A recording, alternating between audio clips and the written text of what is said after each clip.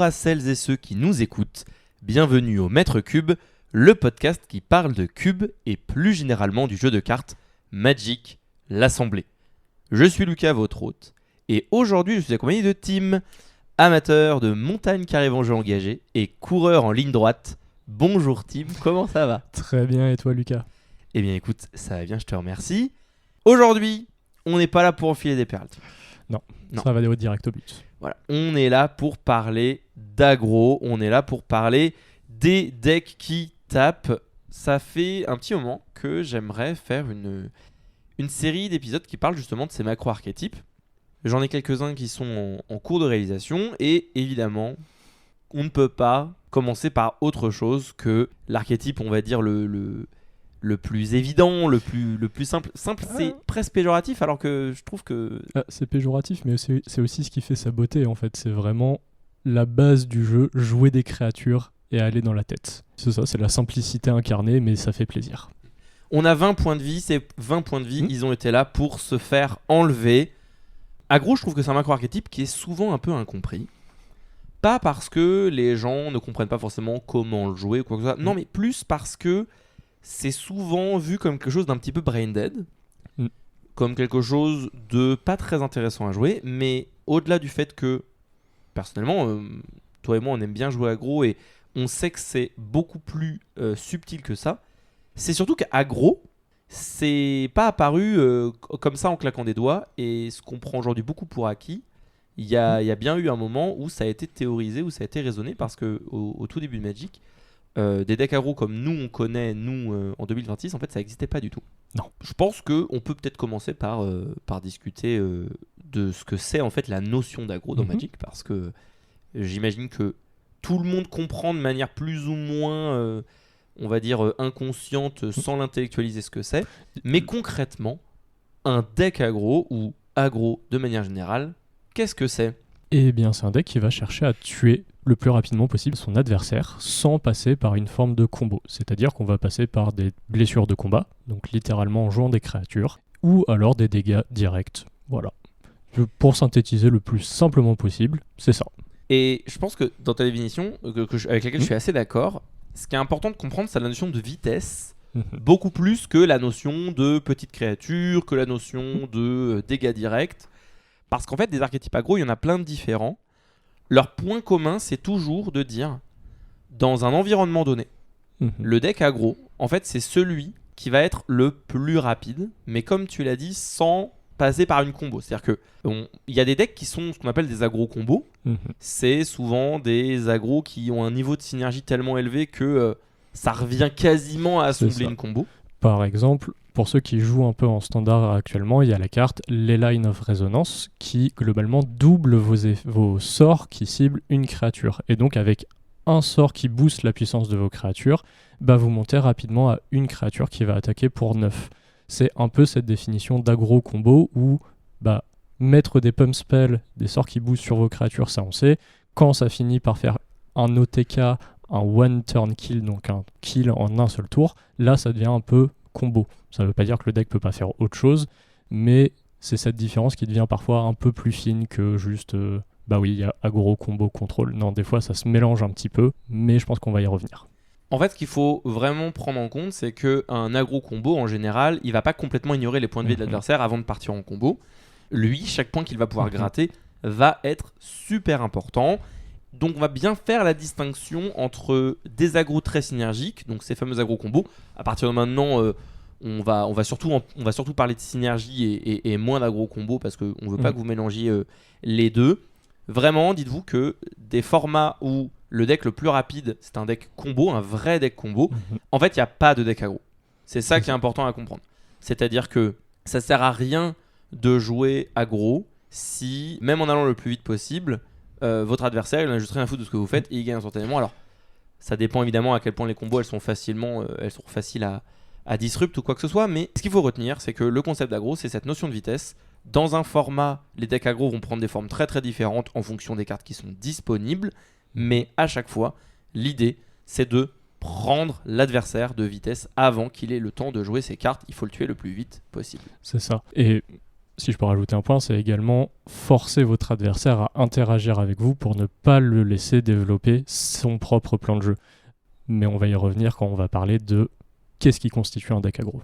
Aggro, une autre manière de le définir, une autre manière de le comprendre, c'est de se souvenir que dans un duel de Magic, parce que oui, désolé les joueurs de Commander et les joueurs de Commander, mais Magic c'est avant tout un jeu à deux, un jeu d'affrontement. Et bien dans un duel à Magic, il y a toujours ce qu'on appelle un attaquant et un défenseur, c'est-à-dire le joueur d'aggro, le joueur de contrôle.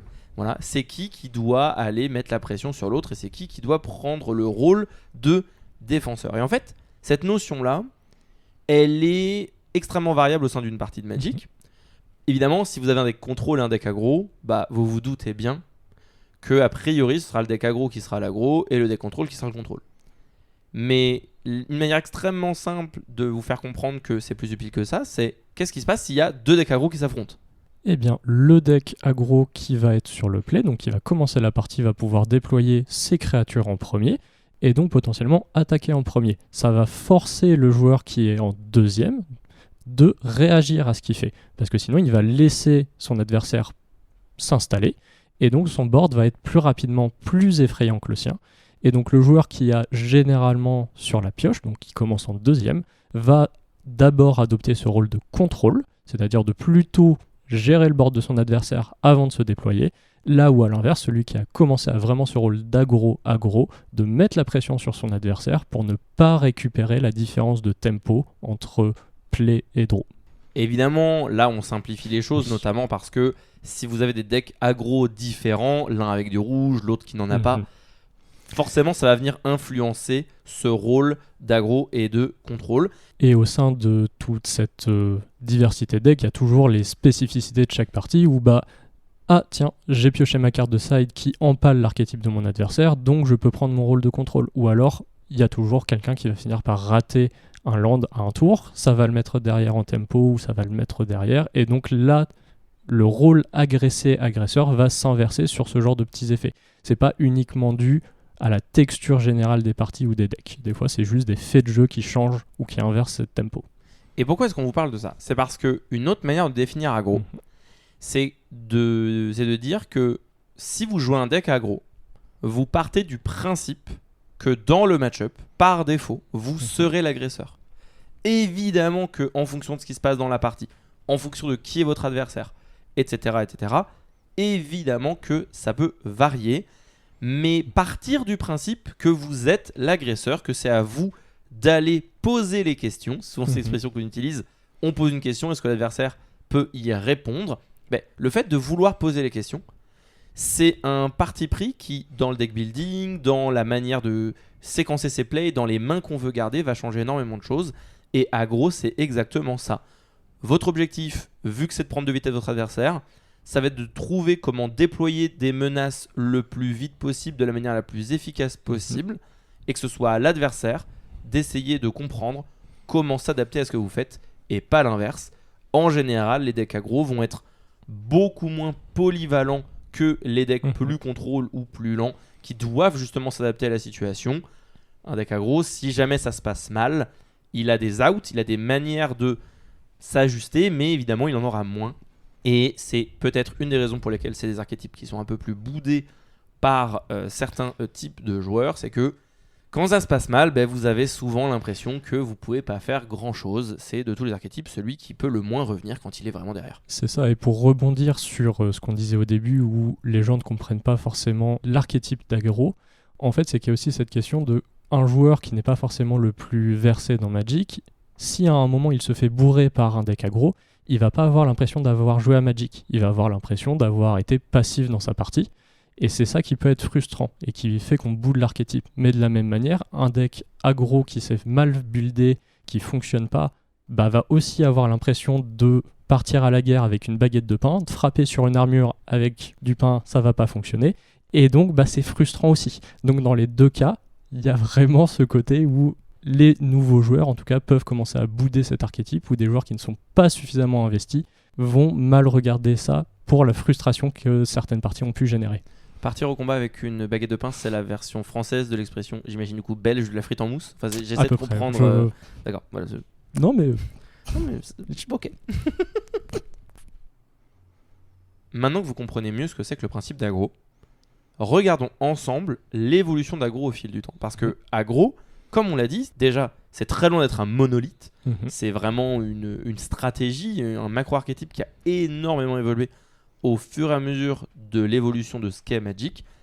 On peut le dire en vrai de la plupart des macro-archétypes, mais peut-être que c'est celui qui a le plus évolué de tous les archétypes qui existent. Puisque j'ai l'impression que ce soit contrôle, combo, voilà. En fait, au final, les grands pensifs de ces archétypes sont plus ou moins restés les mêmes. Peut-être que le plus gros changement récent, c'est le fait que contrôle aujourd'hui peut de moins en moins se permettre de ne pas jouer le board parce que les créatures sont devenues trop fortes. Mais à part ça... Je pense aussi que c'est le macro-archétype qui regarde moins les cartes individuellement et donc sur lesquelles la philosophie de jeu, de deck building est la plus importante, là où par exemple un deck combo va énormément dépendre des pièces de combo en question et donc être beaucoup plus ancré dans des formats. De la même façon, un deck contrôle, comme tu le dis, ça va beaucoup dépendre des menaces qui sont présentes dans le format et des interactions avec lesquelles vous allez pouvoir gérer ces menaces. Donc, aggro, dans l'idée, c'est la philosophie où on peut le plus se déporter d'un format à un autre et transmettre les mêmes poncifs, là où il va falloir beaucoup plus adapter sur d'autres macro-archétypes. Pour comprendre comment aggro a évolué, il faut revenir au tout début de Magic. Et donc, on va regarder ensemble l'histoire d'aggro. Au commencement, tout était blanc. Non, plus sérieusement... Problématique, Lucas. Mais mince. on coupe ça au montage. Au début de Magic, il faut savoir que le meilleur deck s'appelait The Deck et que c'était un deck contrôle. Le principe, c'était de jouer des removals, des counterspells, de la pioche. Vous jouiez un ange de Serra dans votre deck et vous bourriez l'adversaire dans des airs sans qu'il puisse rien faire. C'était un deck qui était plus ou moins imbattable. Notamment parce que la qualité des créatures à l'époque était vraiment catastrophique. Oui, et notamment les créatures en bas de la curve, là où globalement un ange de Serra un peu plus haut sur la curve a toujours eu des qualités quelques années après. On va voir que les créatures à 1 et 2 mana au début de Magic, c'était vraiment le fond du trou. En fait, pour remettre les choses dans leur contexte, Lion des Savanes, donc une 2-1 pour 1 mana blanc, elle n'a pas de capacité, c'est une créature vanilla, c'était une rare à l'époque. Et ça illustre bien le principe. Une 2-2 pour 2, donc un grizzly sans capacité, c'était une carte plutôt solide. Dans les premiers decks aggro qui sont apparus, avoir un orc 2-2 pour 2 qui peut pas bloquer, mais globalement c'était une bonne carte. Et c'était le mieux que vous pouviez avoir pour ce coup de mana. Évidemment, les créatures elles ont rapidement évolué, mais jusqu'à au final relativement tard dans l'histoire de Magic, les créatures restaient relativement faibles en comparaison avec les meilleurs sorts qui existaient, et ce à différentes époques, et même dans des époques où les créatures étaient au centre des blocs. Si on regarde par exemple un bloc comme le bloc Carnage, il y a beau avoir eu l'extension Légion où il n'y avait que des créatures, au global, la plupart des créatures n'étaient pas très performantes. Le premier deck aggro vraiment avoir vu le jour, donc là on parle d'un vrai deck agressif où l'unique stratégie c'est de tout mettre dans la gueule, eh bien le nom de cet archétype c'est Sly. Alors, pour être plus précis, c'est pas exactement lui le premier deck, mais c'est la version de ce deck qui a été la plus démocratisée, la plus popularisée, et qui a gagné d'ailleurs un proto en 96. Et c'est également celle qu'on a retenue dans l'histoire parce qu'il y avait des choix philosophiques qui ont pu être conservés et réutilisés. C'est bien pour ça que c'est un point marquant. Pourquoi est-ce qu'on l'appelle Sly ? C'est parce que c'est un deck qui a été créé par Paul Sly, et en fait c'est une philosophie qui l'a conduit à construire ce deck, une philosophie qui appartient à Jay Schneider. Déjà 2 ans plus tôt, il avait déjà posé cette idée. Cette idée, c'est l'idée de la mana curve, la courbe de mana. En fait, son raisonnement est de dire, plutôt qu'essayer de jouer les meilleures cartes qui existent, et si ce qu'on essayait de faire, c'est qu'on essayait d'optimiser notre mana, d'utiliser notre mana au maximum à chaque tour, puisque si jamais, toi, dans ta main, ta seule créature, c'est un ange de Serra, et que tu as prévu de rien faire au tour 1, rien au tour 2, parce que les cartes à 1 et 2 mana, elles sont pas très fortes, déjà, première chose, c'est que avant ton tour 5, tu n'auras pas joué de créature. Donc ça revient à dire qu'il y a 1, plus 2, plus 3, plus 4 mana, donc 10 mana que tu n'auras pas utilisé pour jouer des créatures. Potentiellement, tes 3 premiers mana de la partie, ton premier tour, ton deuxième tour, tu n'auras rien joué. Et en fait, pendant ce temps-là, tu aurais pu faire des trucs. La logique de Sly, c'est de dire non, c'est pas grave si les cartes elles sont pas les meilleures de Magic. On va juste dire, on prend les meilleurs drop 1 de Magic, on prend les meilleurs drop 2 de Magic, on prend les meilleurs drop 3. Et notre but, c'est de faire drop 1, drop 2, drop 3. Créature tour 1, créature tour 2, créature tour 3. Et on va tout droit. Notre objectif, c'est de tuer l'adversaire au tour 5 environ. C'est ça, là on a la double idée de à la fois réfléchir en termes de courbe de mana, mais également en termes de sortie curvée.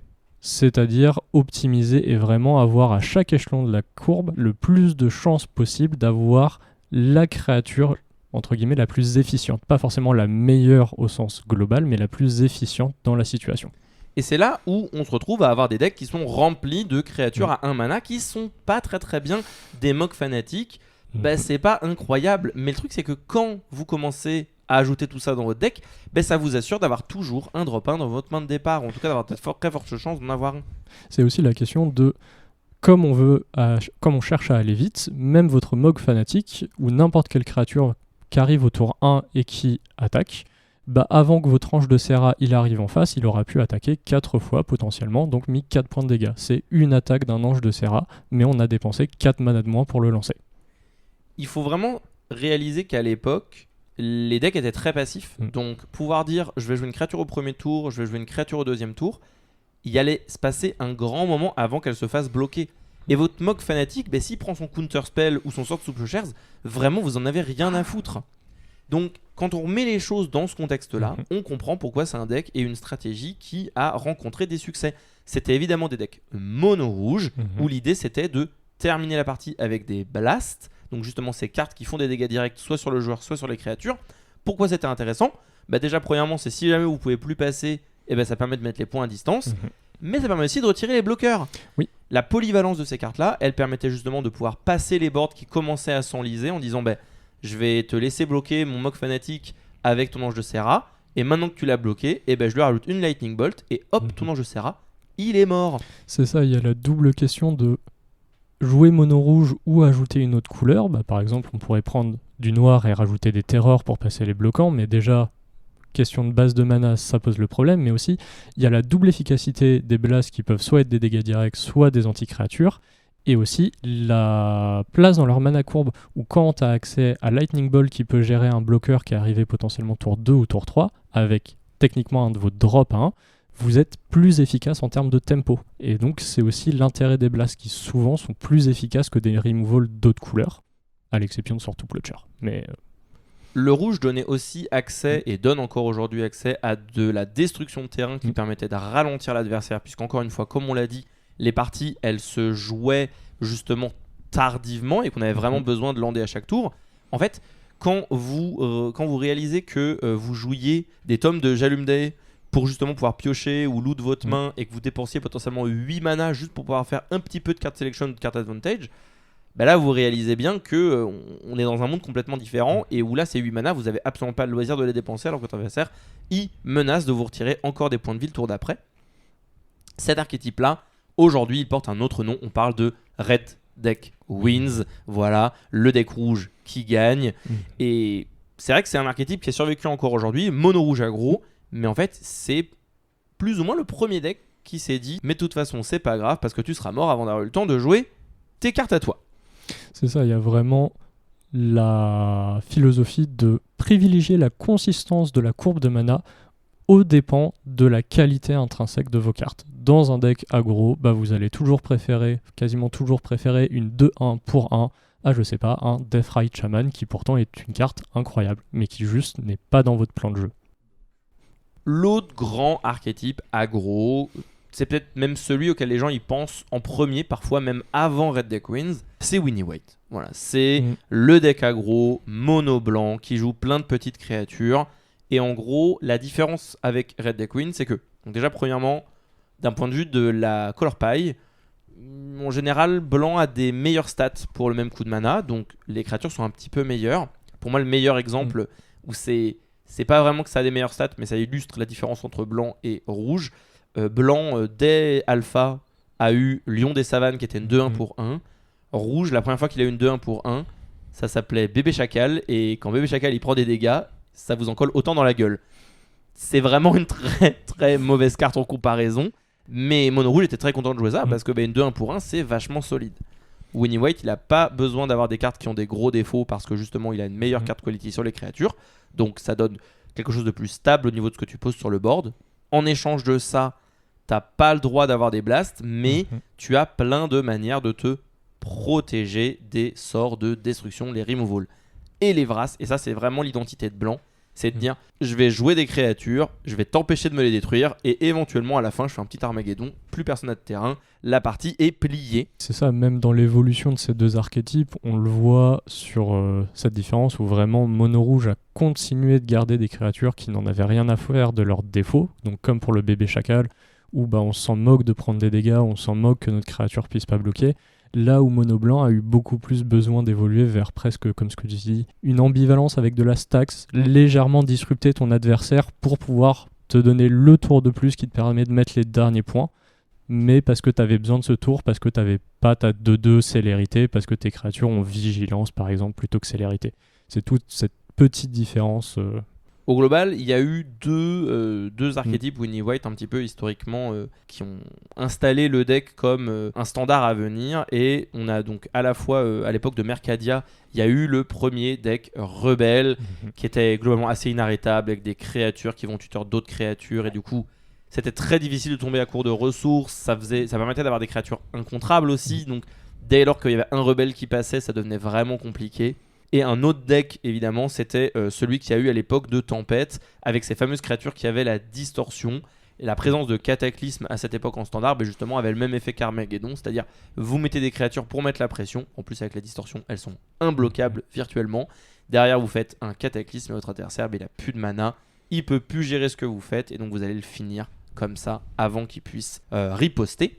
C'est un archétype qui lui aussi va avoir cette logique à vouloir curver énormément. Il peut pas se permettre, il peut pas s'autoriser le loisir de ne pas utiliser toute sa mana à chaque tour, ou alors vraiment un petit mana de up à partir de tour 4 pour avoir un removal en réponse. Mais même ça, en fait, vous voulez pas garder du mana de up pour protéger vos créatures, et c'est pour ça qu'une des meilleures créatures de Winnie White, c'est Mère des Runes, parce que l'intérêt, c'est de dire, vous commencez par jouer votre Mère des Runes, et maintenant, si l'adversaire veut vous tuer une créature, vous allez pouvoir la protéger en réponse, et vous n'avez pas besoin de garder du mana de up.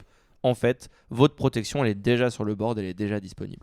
Et ça, c'est typique de la stratégie Winnie White. Et historiquement, d'ailleurs, cette Mère des Runes, c'est une idée qui s'est retrouvée dans les decks qui ont fonctionné Winnie White plus tard dans Magic, où des decks agressifs à base blanche ont généralement fonctionné quand vous pouviez avoir des drop 1 qui pouvaient attaquer et potentiellement se sacrifier pour protéger vos autres créatures. Je pense à l'époque d'Ikoria où vous avez le petit chien qui à la fois triggerait Winota mais était également un petit beatdown protection.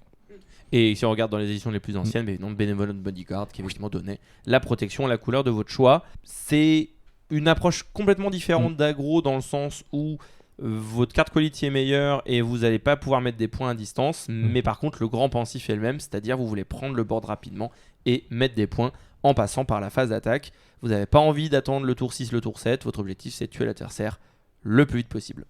Il y a un archétype un petit peu différent qui a commencé à apparaître un peu plus tard, c'est à l'époque du bloc Invasion et plus Mercadia en standard, et donc c'est les fameux decks Fires pour Feu de la Yavimaya, et en fait c'est les decks Stompy, c'est les decks Grul, donc rouge et vert.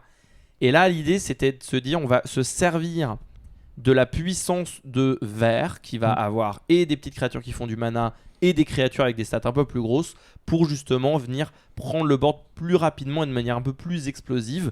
Le rouge donnait cette explosivité de fin de partie avec la célérité et les dégâts directs, mais en vrai les decks Stompy existent depuis longtemps en mono vert aussi.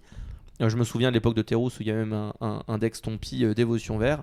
En fait, c'est Minaria aussi avec le champion de faille. Exactement. Aujourd'hui, c'est des decks qui n'ont pas nécessairement besoin d'ajouter du rouge, mais ce qu'il faut bien comprendre, c'est que là, cette approche, elle était beaucoup moins on va jouer des mauvaises cartes, mais on va très très vite. L'idée, c'est de dire mon premier tour, mon deuxième tour, ça va juste être de jouer des mana dorks, donc ces petites créatures à mana qui produisent du mana, pour pouvoir jouer des tours 3, des tours 4 vachement plus vite que ce que je devrais normalement. J'ai même vu une stat qui était assez effrayante où certains decks de l'époque jouaient une douzaine de mana dorks et 9 terrains sur 60 cartes. Ça n'a aucun sens. Voilà. Donc je suis très curieux de voir à quoi ressemblaient les listes parce que ça veut dire que tu te retrouvais à régulièrement, à partir de ton deuxième land drop, tu landais plus. Donc, je sais pas trop comment ça faisait. Mais ce qui est important, c'est vraiment de comprendre que l'idée c'était d'exploser très très vite. De mettre très très vite du board, et en fait on pense pas au futur, on pense pas au tour 6, au tour 7, et on se dit est-ce que je continuerai à pouvoir avoir du gaz. Le but c'est de balancer sa main, de vomir sa main le plus vite possible. T'exprimes bien un aspect de ce macro archétype aggro, c'est qu'au bout d'un moment, quand vous allez être au top deck, si votre adversaire n'est pas en situation de mort imminente, c'est que la partie est sûrement perdue, parce que dans tes decks que tu cites, quand tu joues 9-12 d'orques, il y a de fortes chances qu'au bout d'un moment, tu sois au top deck et que ce soit un Llanowar Elf. Là, trop bien, tour 6, ton Llanowar Elf, il va pas passer grand-chose en termes de points. Il est moins bien qu'Ange de Serra, ça c'est sûr. Hein. Donc, c'est vraiment cet aspect all-in. Il n'y a pas de retour en arrière. Donc, si je réussis pas sur mes premiers assauts, il y a de fortes chances pour que je doive continuer sur les games suivantes. Et c'est pour ça que rouge est une couleur autant privilégiée dans les decks aggro. C'est parce que rouge apporte une explosivité que les autres couleurs n'ont pas. Elle l'apporte avec deux choses. 1, les blasts, et 2, la célérité. On se rend pas compte, mais quand votre adversaire il est à 5 points de vie, si vous jouez Winnie White et que votre board est vide, en fait vous avez perdu globalement. Alors qu'à l'inverse, si vous jouez rouge, la partie elle est loin d'être finie. Si jamais vous piochez 2 blasts et que vous pouvez tuer l'adversaire à distance avant qu'il ait le temps de vous tuer, c'est vous qui remportez cette game.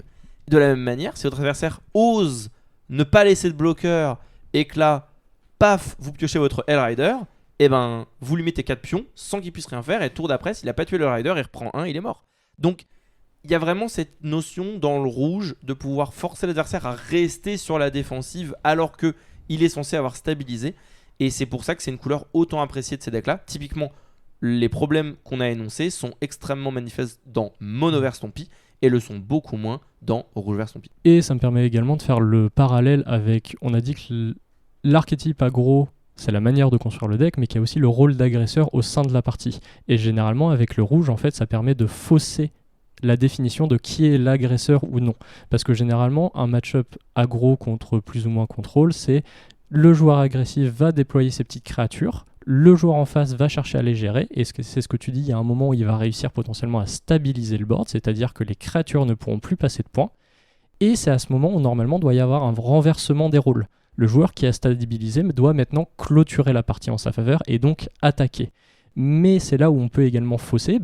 Si j'attaque avec mes créatures qui n'ont pas la vigilance, mon adversaire peut top deck, je sais pas, une 2-2 célérité, venir me mettre les derniers points, ou top deck les blasts. Et donc c'est cet équilibre de agresseur-agressé qui est particulièrement difficile à saisir et qui fait aussi la beauté des miroirs d'aggro.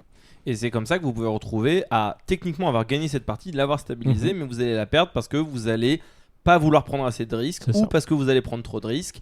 Et cette incertitude apportée par rouge, elle est complètement cruciale dans cet archétype qu'est aggro.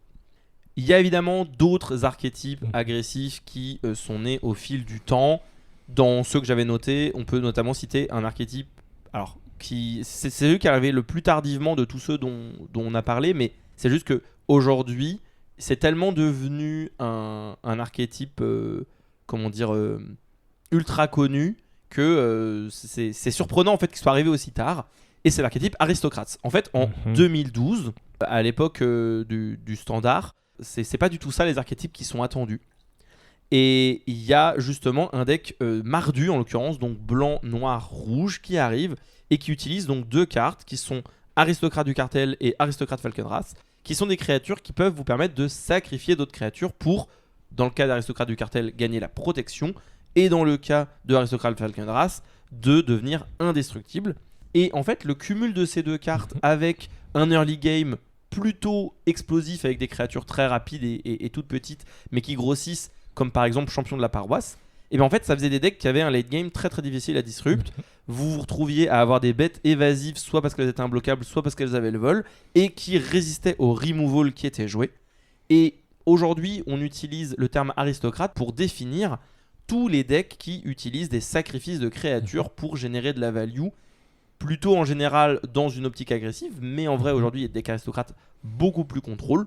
C'est ça, aristocrate est devenu son archétype presque à part entière, là où à la base c'était on a un archétype agressif parce qu'on a des petites bêtes de curve, Et notre reach, notre moyen de clôturer la partie une fois que le board est stabilisé pour notre adversaire, c'est ces moteurs de sacrifice et des drains de vie, ou alors piocher plus de cartes que notre adversaire, rentabiliser ces cartes qui ne passeront plus sur le board. C'est la portée, donc comment terminer des games sans passer par le board pour les decks aggro. Maintenant, oui, les decks aristocrates font bien plus que ça, parce que c'est un archétype que les joueurs apprécient bien, et que Wizard aime bien pousser dans différents sets. C'est vrai qu'à l'époque, le deck ne jouait pas ce genre de carte, mais évidemment, Artiste de Sang, c'est la carte iconique de ces archétypes-là. Et laissez-moi vous dire que quand vous avez Diable du Carnage, donc une 3-3 pour 3 qui dit à chaque fois qu'un joueur sacrifie un permanent, vous faites un dégât à n'importe quelle cible, aujourd'hui, ce sont des decks qui peuvent mettre des dégâts extrêmement rapidement. Pareil, une carte emblématique de ces archétypes-là, c'est Bombardement des Gobelins, qui pourtant est une très vieille carte. Et ces archétypes-là, c'est clairement des archétypes agressifs qui vont avoir des manières très polyvalentes de mettre les dégâts. C'est pour ça que, en général, ce sont des decks où c'est très très dur de faire la race sur le long terme.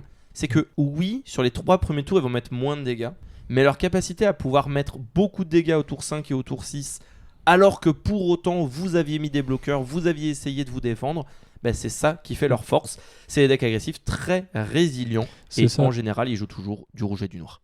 C'est un choix contextuel en fonction des cartes que vous avez à votre disposition. Si vos drops de début de partie ne sont pas suffisamment punchy, surstatés, il va falloir vous tourner un peu plus du côté synergique, et donc des moteurs de sacrifice, des points à distance, ou ce genre de choses. Un autre archétype qu'on voit beaucoup moins souvent, parce qu'il est très dépendant des cartes qui sont disponibles dans les formats en question, c'est l'archétype Suicide, qui est donc très souvent un deck aggro mono noir, et ce qui le distingue, c'est qu'il va jouer des menaces qui sont complètement surstatées par rapport à leur coût de mana, mais évidemment il y a toujours un mais, la compensation c'est qu'elles ont toutes d'énormes défauts. Alors il y en a qui vont vous faire perdre énormément de points de vie, il y en a qui vont vous demander d'avoir perdu des points de vie pour pouvoir être grosses. On pense évidemment à Ombre de la Mort, qui est une créature à 1 mana, qui est une 13-13, mais qui a -X, dans votre total de points de vie. Ou encore, à l'époque, Négateur Phyrexian, une 5-5 piétinement pour 3 mana. Vous vous dites, il y a forcément une arnaque. Ouais, il y a une arnaque et pas des moindres. À chaque fois qu'il subit des dégâts, vous devez sacrifier autant de permanents. On parle pas d'Oblitérateur Phyrexian, qui est pour un mana de plus, alors certes c'est que du mana noir, qui est vachement plus fort, puisque c'est l'inverse, c'est l'adversaire qui subit le sacrifice de permanents. C'était des decks beaucoup plus présents à l'époque, en raison notamment de la carte Nécropotence, qui a permis à énormément de decks noirs et mono noirs de se développer. Et même indépendamment de Nécropotence, en fait il y avait des cartes comme N par exemple, cette éphémère pour 5 qui dit sacrifier autant de points de vie en coût supplémentaire, et la créature ciblée gagne +X +0, X étant le nombre de points de vie que vous avez dépensé.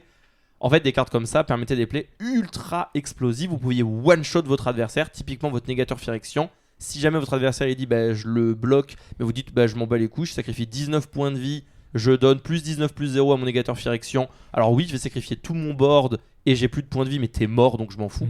Typiquement, c'était le genre de stratégie ultra explosive, ultra agressive. C'est des decks qui sont hyper intéressants à jouer parce que vous passez votre temps à vous battre contre vous-même. Mais c'est peut-être, en fonction de des différentes méta et des différents formats, c'est peut-être les plus explosifs de tous les decks aggro dont on a parlé. Et faut pas croire que c'est incohérent de parler de ça maintenant, parce qu'il y a encore ce type de cartes qui sont imprimées. Il y a pas si longtemps, en standard, on avait Régis, notre dinosaure préféré, qui peut rentrer dans cet archétype où, un peu plus soft, on a un énorme body qui vous demande de vous défausser d'une carte à la fin du tour. Tu me confirmes ? Au début de votre entretien, au début de votre entretien. Pour pouvoir maintenir cette créature. Donc voilà, ça fait cet effet sacrifice plutôt que les points de vie, on attaque la main. Plus récemment, on avait un gros démon 6-6 pour 4 mana avec le vol, mais lui il arrivait à un certain nombre de marqueurs pétrole. Je crois que c'était des marqueurs pétrole en français. Exactement. Vous les retiriez à la fin de votre tour, quand il en avait plus, vous perdiez la partie. C'est dommage, votre adversaire est déjà mort, donc du coup vous n'en avez rien à faire. Voilà. C'est toujours cette dynamique où vous allez jouer des cartes qui ont des gros défauts, mais vous allez essayer de tuer l'adversaire avant que les défauts ne deviennent problématiques. Pour remettre les choses dans le contexte, à l'époque, ça jouait quand même Sarcomancie, tu vois. C'est-à-dire que vous jouiez un mana noir, c'est un enchantement qui crée un token 2/2 zombie. C'est tout. Et il y a un malus sur l'enchantement qui dit si vous n'avez pas de zombie au début de votre entretien, l'enchantement vous colle une blessure. C'était juste une 2/2 pour 1 avec des défauts, mais encore une fois, on était dans cette dynamique de l'explosivité à tout prix. Ce qui est assez d'ailleurs symptomatique de la couleur noire. Rapidement, il y a d'autres archétypes qui ont existé. On parlait d'aggro combo, c'est difficile de parler d'aggro sans parler de l'archétype Affinity qui est apparu dans les années 2003-2004 grâce à notamment le bloc Mirrodin. Et c'est peut-être l'aggro combo le plus explosif et le plus stupide, pas dans le sens stupide à jouer, mais dans le sens vraiment par rapport à ce que ça faisait qui n'ait jamais existé, où en fait vous pouviez balancer votre main sur le board à une vitesse absolument scandaleuse, et par rapport à ce que faisaient les autres decks de l'époque, c'était juste complètement imbattable. Et c'est ça, c'est vraiment un deck qui a existé via des erreurs de design pour le coup, littéralement, plus que par une vraie volonté de pousser un archétype de je vais réduire le coût de mes créatures pour être au-delà de ma curve. Et les derniers archétypes, les derniers decks dont je voulais rapidement parler, ce sont les decks tribaux, ou aujourd'hui on dit les decks typos, c'est-à-dire des decks centrés autour d'un type de créature. Et je trouve que c'est compliqué de parler d'aggro sans parler de 3 d'entre eux. J'ai nommé elfe, gobelin et ondin, chacun avec leur spécificité. Donc gobelin, c'est peut-être le plus simple à expliquer, puisque vous appliquez tout ce qui est dans Red Deck Win, vous avez des mauvaises cartes, mais elles sont pas chères, donc elles permettent d'arriver rapidement sur le board. La différence avec Red Deck Win, c'est que vos cartes sont encore plus mauvaises, mais en compensation de ça, en fait, dès lors que vous elles ont des flavor text marrants. Alors elles ont des flavor text absolument incroyables, et rien que pour ça, ça vaut le coup de les jouer. Oui. Non, la véritable raison, c'est juste que vos synergies sont absolument scandaleusement fortes, et donc du coup, ça vous permet de complètement supplanter la faiblesse individuelle de vos cartes. C'est ça. Pour Elf, ça va être un autre parti pris de vraiment exploser en mana, et là, on est vraiment sur le côté vomir sa main, go wide, c'est-à-dire aller en largeur plutôt qu'en hauteur ou en rapidité. Et ensuite, il y avait les decks ondins qui sont c'est peut-être le seul qui est encore vraiment vivant aujourd'hui, même s'il n'y a pas beaucoup de formats où on peut en trouver qui ne soient pas tiers 1 million. J'ai envie de dire qu'en moderne, Elf c'est aussi viable que Ondin actuellement. Donc... ça fait plaisir de l'entendre. En tout cas, Ondin, c'est un deck mono bleu et qui, un petit peu comme les gobelins, va utiliser le fait que leurs ondins se buffent les uns les autres et donc ils vont être rapidement très très gros, et qui utilise évidemment la couleur bleue pour avoir des counterspells, des Force of Will en Legacy, etc. C'est la grande force de ces decks-là, c'est que oui, sur le papier, votre deck est moins agressif, mais à partir du moment où vous avez accès à la meilleure couleur de Magic, pour ce qui est d'empêcher l'adversaire de jouer, forcément ça vous donne un avantage, ça vous permet de continuer à mettre la pression. Comme vous l'avez vu, aggro, c'est hyper diversifié. Et au fil du temps, en fait, aggro a énormément évolué, notamment parce que la qualité intrinsèque des créatures a énormément évolué. Aujourd'hui, un deck aggro en standard ne ressemble absolument à rien de ce qu'était un deck aggro à l'époque, parce que chacune des créatures qu'il compose est déjà très forte toute seule, en fait. Alors, il y a effectivement, comme tu en parlais, des decks qui ressemblent à des aggro combos parce que ils ont des synergies autour de la prouesse. On pense notamment aux decks aggro bleu et rouge, mais même si on parle pas de ces decks-là, aujourd'hui les decks aggro ont des créatures qui sont assez fortement statées, très souvent au-delà de leur coût de mana, c'est-à-dire que vous allez avoir, pour 2 mana, vous allez avoir plus qu'une de 2, et elle aura des upsides, etc.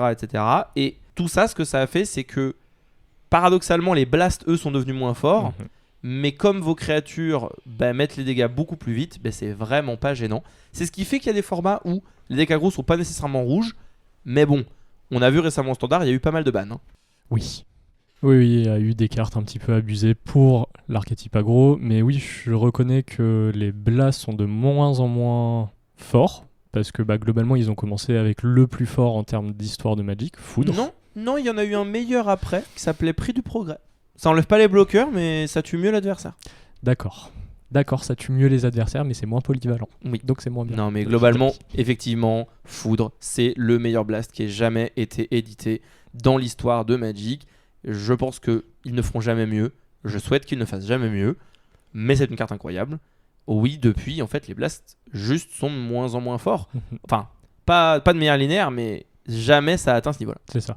Par contre, à l'inverse, quand vous comparez un Jackal Pup, donc une 2-1 qui a un downside, donc un effet négatif, aux créatures qu'on peut avoir maintenant, donc n'importe quelle créature, comme tu disais, ban en standard. Une 1-1 pour 1 qui dit, quand elle est ciblée pour la première fois du tour par un de vos sorts, va gagner +1/+1. Ok, déjà, un petit effet qui le cible, n'importe quoi, c'est déjà plus fort que votre Jackal Pup. Et ensuite, quand elle meurt, elle inflige des blessures égales à sa force à un adversaire.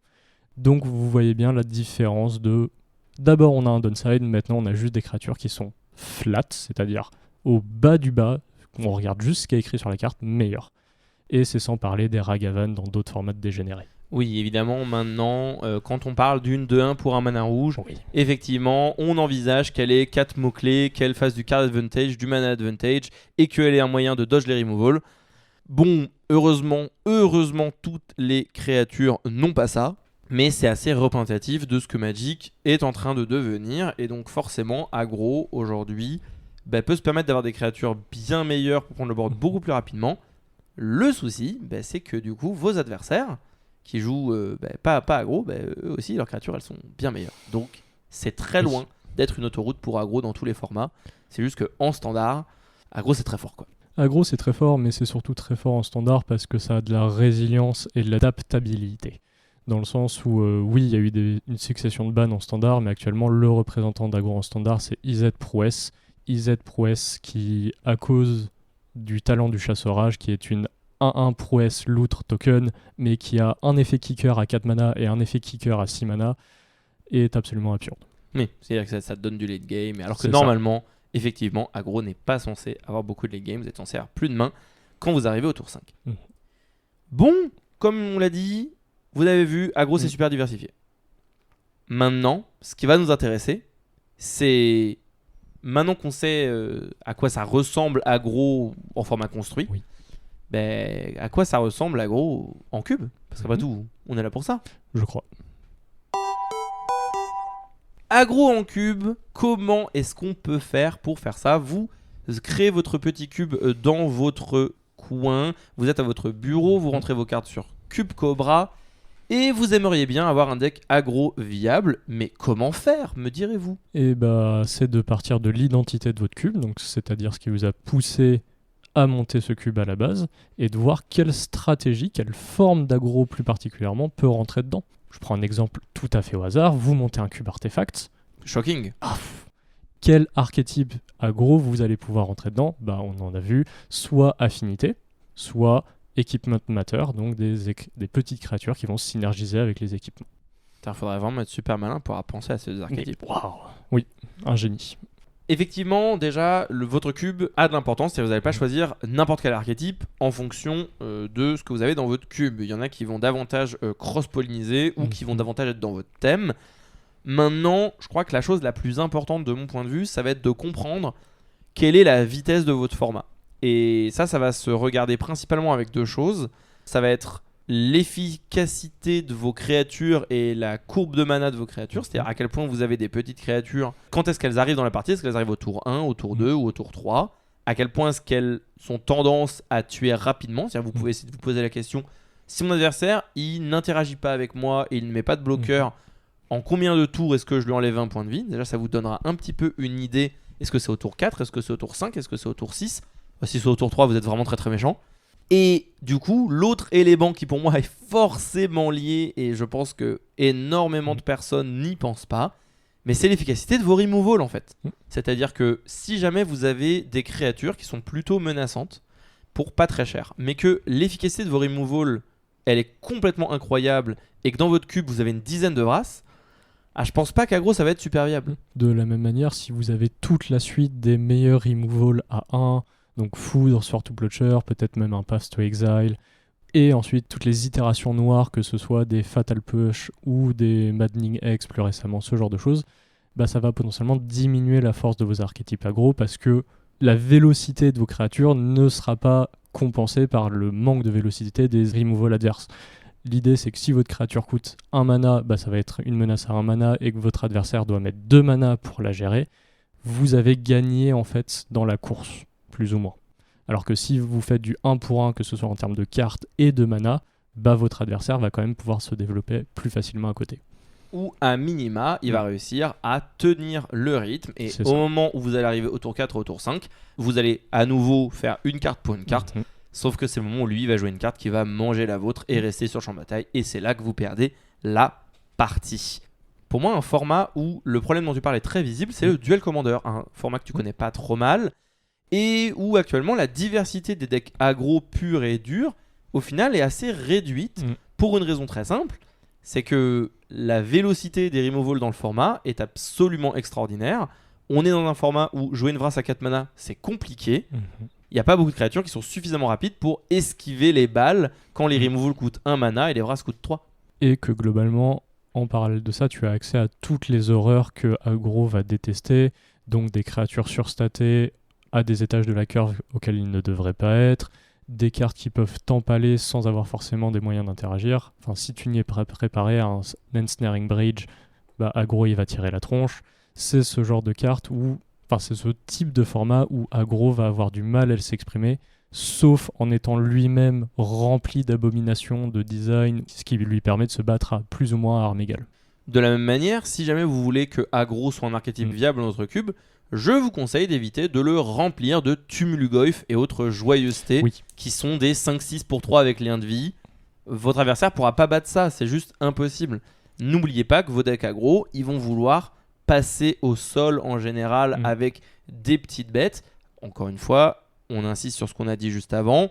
Déjà, c'est possible d'avoir ces cartes-là dans votre cube, mais au-delà de ça, c'est surtout que vos decks ils doivent s'adapter à l'environnement de votre cube. C'est juste que si jamais vous voulez qu'aggro soit viable, je vous déconseille de faire en sorte que les stratégies qui empalent aggro soient extrêmement fortes et efficientes. Ou alors, ce que vous devrez faire, c'est que la vélocité, l'efficacité de vos menaces pour aggro devront être du même acabit et du même niveau. C'est ça, là avec ton exemple du Tumulugoyf, c'est si vous voulez avoir un Tumulugoyf ou ce type de carte dans votre cube et quand même avoir un aggro viable, il va falloir donner des options à votre archétype aggro pour gérer ce Tumulugoyf sans que ce soit un problème. Donc l'aspect Red Deck Queen, vous ne voulez pas mettre des blasts sur ce Tumulugoyf, donc orientez votre archétype agressif sur du bicolore, je sais pas, Boros, donc rouge et blanc, et avoir des enchantements peut-être pour gérer ce Tumulugoyf sans avoir à lui mettre 2 cartes dessus. De la même manière, si jamais vous voulez mettre des cartes qui font gagner des points de vie en quantité, peut-être que donner des outils à vos decks aggro pour pouvoir prévenir le gain de points de vie, c'est le genre de choses dont ils auront besoin. Moi, je suis pas un grand fan de dire dans mon cube, je vais mettre une stratégie, je vais mettre un truc, et je vais vraiment mettre plein d'outils qui sont là pour le défoncer. Je dis ça alors que moi, dans mon cube artefact, par exemple, il y a bien un Kataki qui traîne.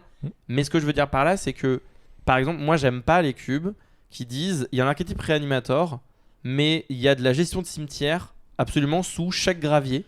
Mais c'est ça, chaque drop 2 de n'importe quelle couleur fait exil de cimetière sur effet d'arrivée en jeu, puis j'ai des Nihil Spellbomb et des cartes qui implosent tous les cimetières. Voilà, et en fait, dans ce genre de situation, j'ai envie de dire merci, mais non merci. Si jamais vous avez un deck aggro qui a vraiment pour objectif de passer avec le board, c'est-à-dire de jouer des créatures et d'attaquer, vraiment vous voulez jouer Winnie White, mais que dans votre cube, il y a 5 ou 6 effets qui disent les créatures peuvent pas attaquer si blablabla, en fait, j'ai pas envie de jouer Winnie White. Donc, faut être vraiment très mesuré avec ça. Et donc, mon premier conseil, c'est si vous voulez un deck aggro avec des créatures, moi, je vous recommande pas d'avoir plus que 2 Vrasses sur un deck de 360, maximum 3. Et soyez encore plus sévère si jamais vous avez des tuteurs dans tous les sens.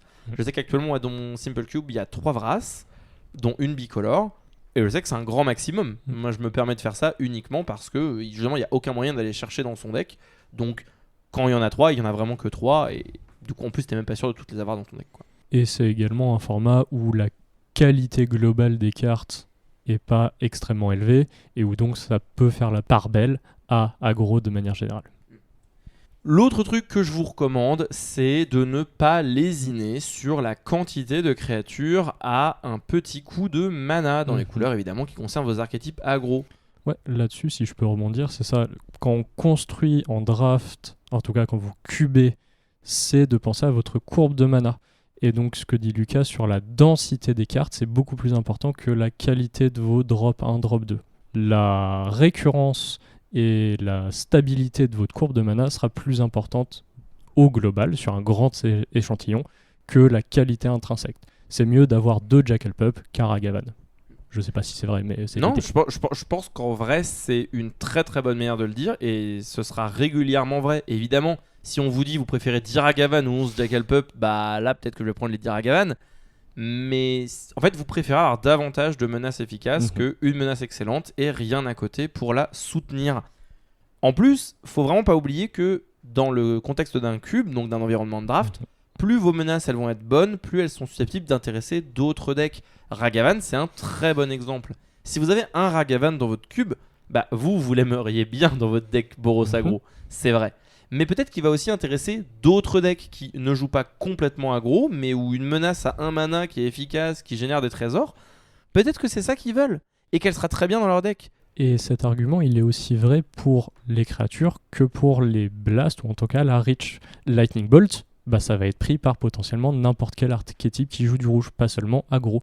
Alors que si vous mettez un blast qui fait à la fois des dégâts à une créature, à un joueur, et qui vous fait vous-même des dégâts, bah là c'est la stratégie agressive qui aura plus de chances de la prendre. Sans vouloir vous conseiller de mettre trop de cartes parasitiques, c'est-à-dire qui ne concerneront qu'un seul archétype, bah, le plus vous voulez que vos cartes d'aggro, vos cartes agressives, que ce soit vos blasts ou vos créatures, le plus vous souhaitez qu'elles soient intéressantes pour plus de decks différents, eh bien le plus vous aurez besoin d'en avoir une grande quantité dans votre cube.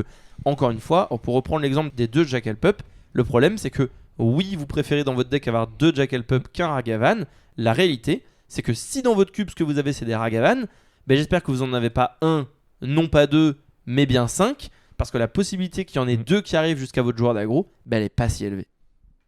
La question des blasts, pour moi, c'est un très bon point à amener. Je vous recommande, si jamais vous voulez permettre à aggro rouge d'exister, de privilégier des removal rouges, des blasts qui peuvent cibler n'importe quelle cible, que ce soit les créatures, les planeswalkers ou le joueur, et éviter de mettre trop de balafres de flammes, des cartes qui ne ciblent que les créatures, parce que ce sont des cartes excellentes pour des decks midrange et contrôle, et justement pas si intéressantes que ça pour aggro.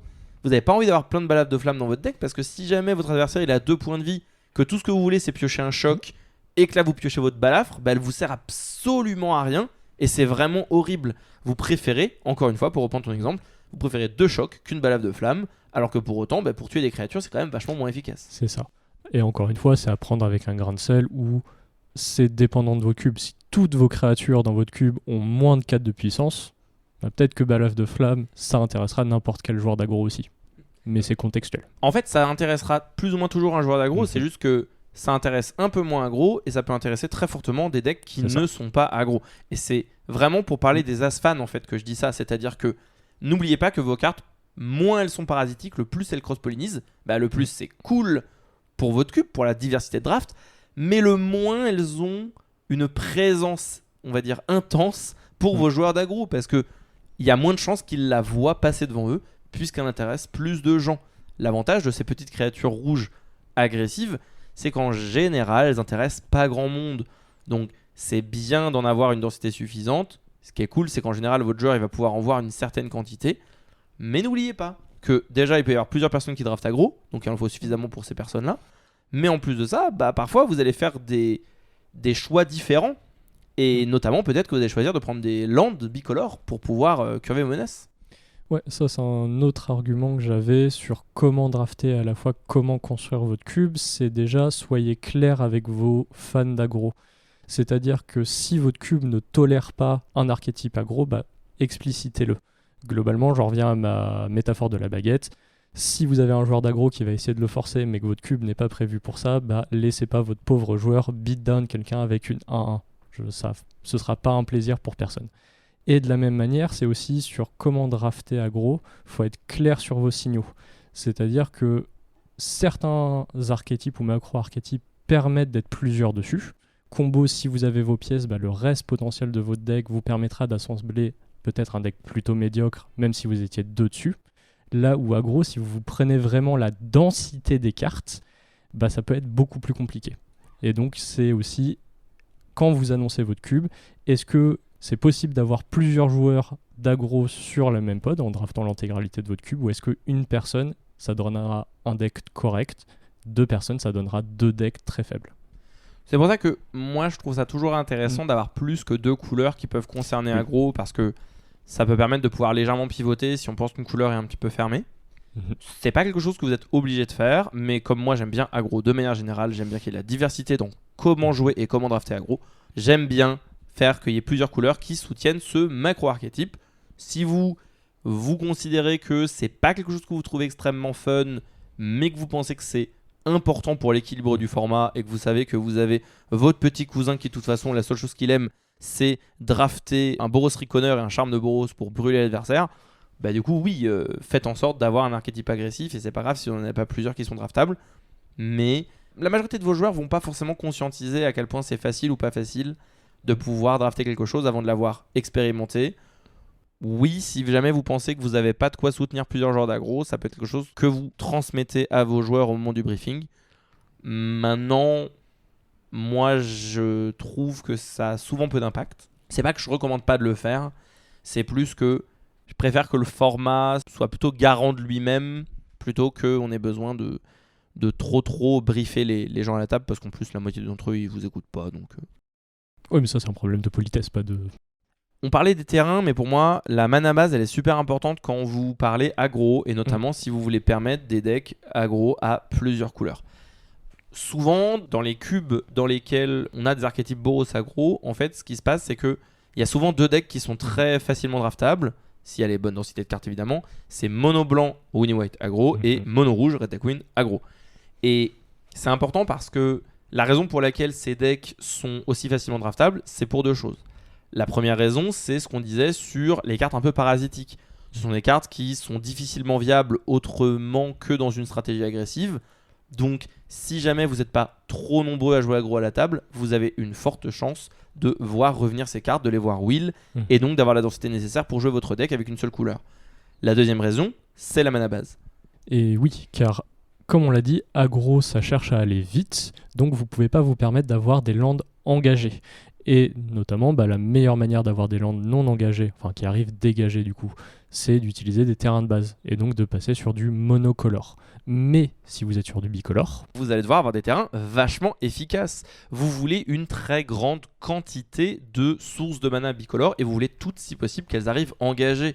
Si jamais vous jouez contrôle et que vous trouvez un triome qui fait vos deux couleurs, si vous avez un fetch land, peut-être que vous allez quand même le prendre parce qu'après tout, vous allez pouvoir vous permettre d'avoir un land qui arrive engagé à un moment ou à un autre et vous allez peut-être choisir le moment où ça vous arrange. Quand vous jouez aggro, ce land engagé, il est vraiment problématique. Je vous conseille, si vous voulez soutenir aggro avec au moins deux couleurs, d'avoir des lands qui font deux couleurs et qui arrivent dégagés. Si vous avez des Ravelands, si vous avez des Dual Lands, des Fetch Lands, ça c'est exactement le genre de terrain qui vont vraiment intéresser vos joueurs d'aggro. En plus, il y a une autre raison. C'est que vos joueurs d'aggro, ils peuvent pas attendre pour jouer leurs cartes. Oui. Si jamais votre tour 2, vous le jouez au tour 3 ou au tour 4, il est vraiment beaucoup moins bien. C'est du double simple en fait, c'est vraiment jouer Hunker, ça rend la carte 2 fois plus puissante quasiment. Si on prend une petite carte fort sympathique, Eidolon de la Grande Célébration, voilà, vraiment une carte douce et tendre. Oui. 2/2 pour 2, créature enchantement, à chaque fois qu'un joueur joue un sort avec un coût converti de mana de 3 ou moins, il prend 2 dégâts dans sa mouille. Et le problème, c'est qu'elle coûte rouge cette petite carte. Donc si vous n'avez pas vos deux sources de rouge au tour 2, elle arrivera au moins un tour plus tard dans le meilleur des cas. Là, il ne s'agit pas seulement d'avoir des sources de mana dégagées, il s'agit d'avoir suffisamment de sources de mana colorées de vos deux couleurs dans votre deck. Et le truc, c'est que quand vous avez 17 terrains ou 16 terrains dans votre deck, si vous avez 16 montagnes, vous avez 16 sources de mana rouge. Si vous avez 8 montagnes et 8 plaines, vous n'avez que 8 sources de mana rouge, soit 2 fois moins. Et 8, c'est pas assez fiable pour pouvoir avoir vos 2 sources de rouge au tour 2. Sans compter que ça vous empêche littéralement de pouvoir jouer votre Eidolon au tour 2 et ensuite une Skyclave Apparition au tour 3. Parce que vous n'aurez pas et de sources de rouge et de sources de blanc.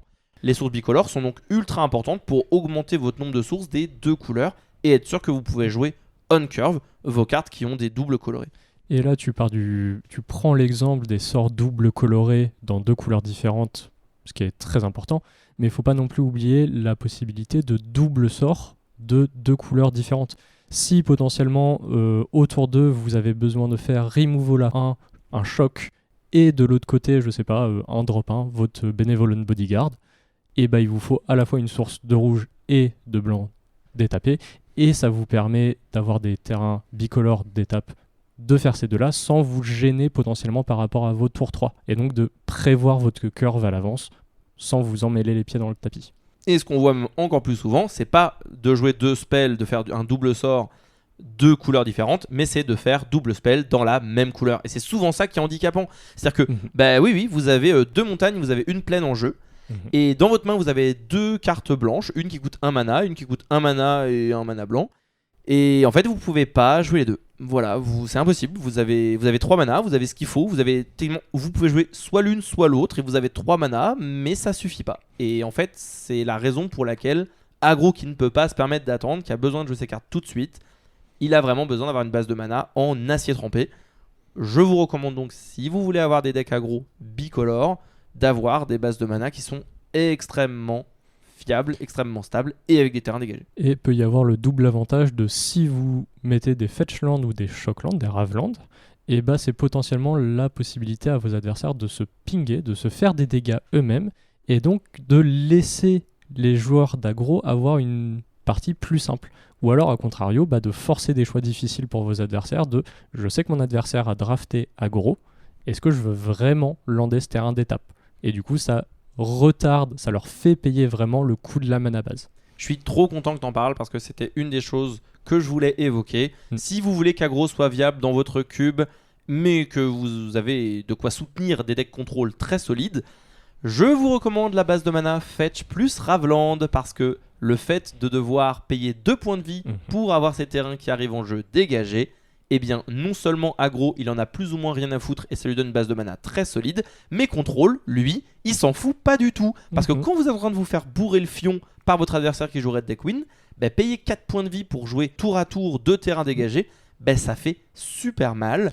Et ça permet d'équilibrer de manière vachement élégante ces deux archétypes entre eux. Si à l'inverse, vous avez la sensation que votre deck aggro, il vous plaît avec les cartes qu'il y a dedans, mais que vous avez l'impression que contrôle se fait systématiquement péter la gueule et que vous aimeriez légèrement rééquilibrer le match-up, eh bien vous pouvez faire l'inverse, remplacer vos Raveland par des Dual Land, proxy, et comme ça, vous allez pouvoir permettre à contrôle de respirer un petit peu plus, et c'est pas plus mal.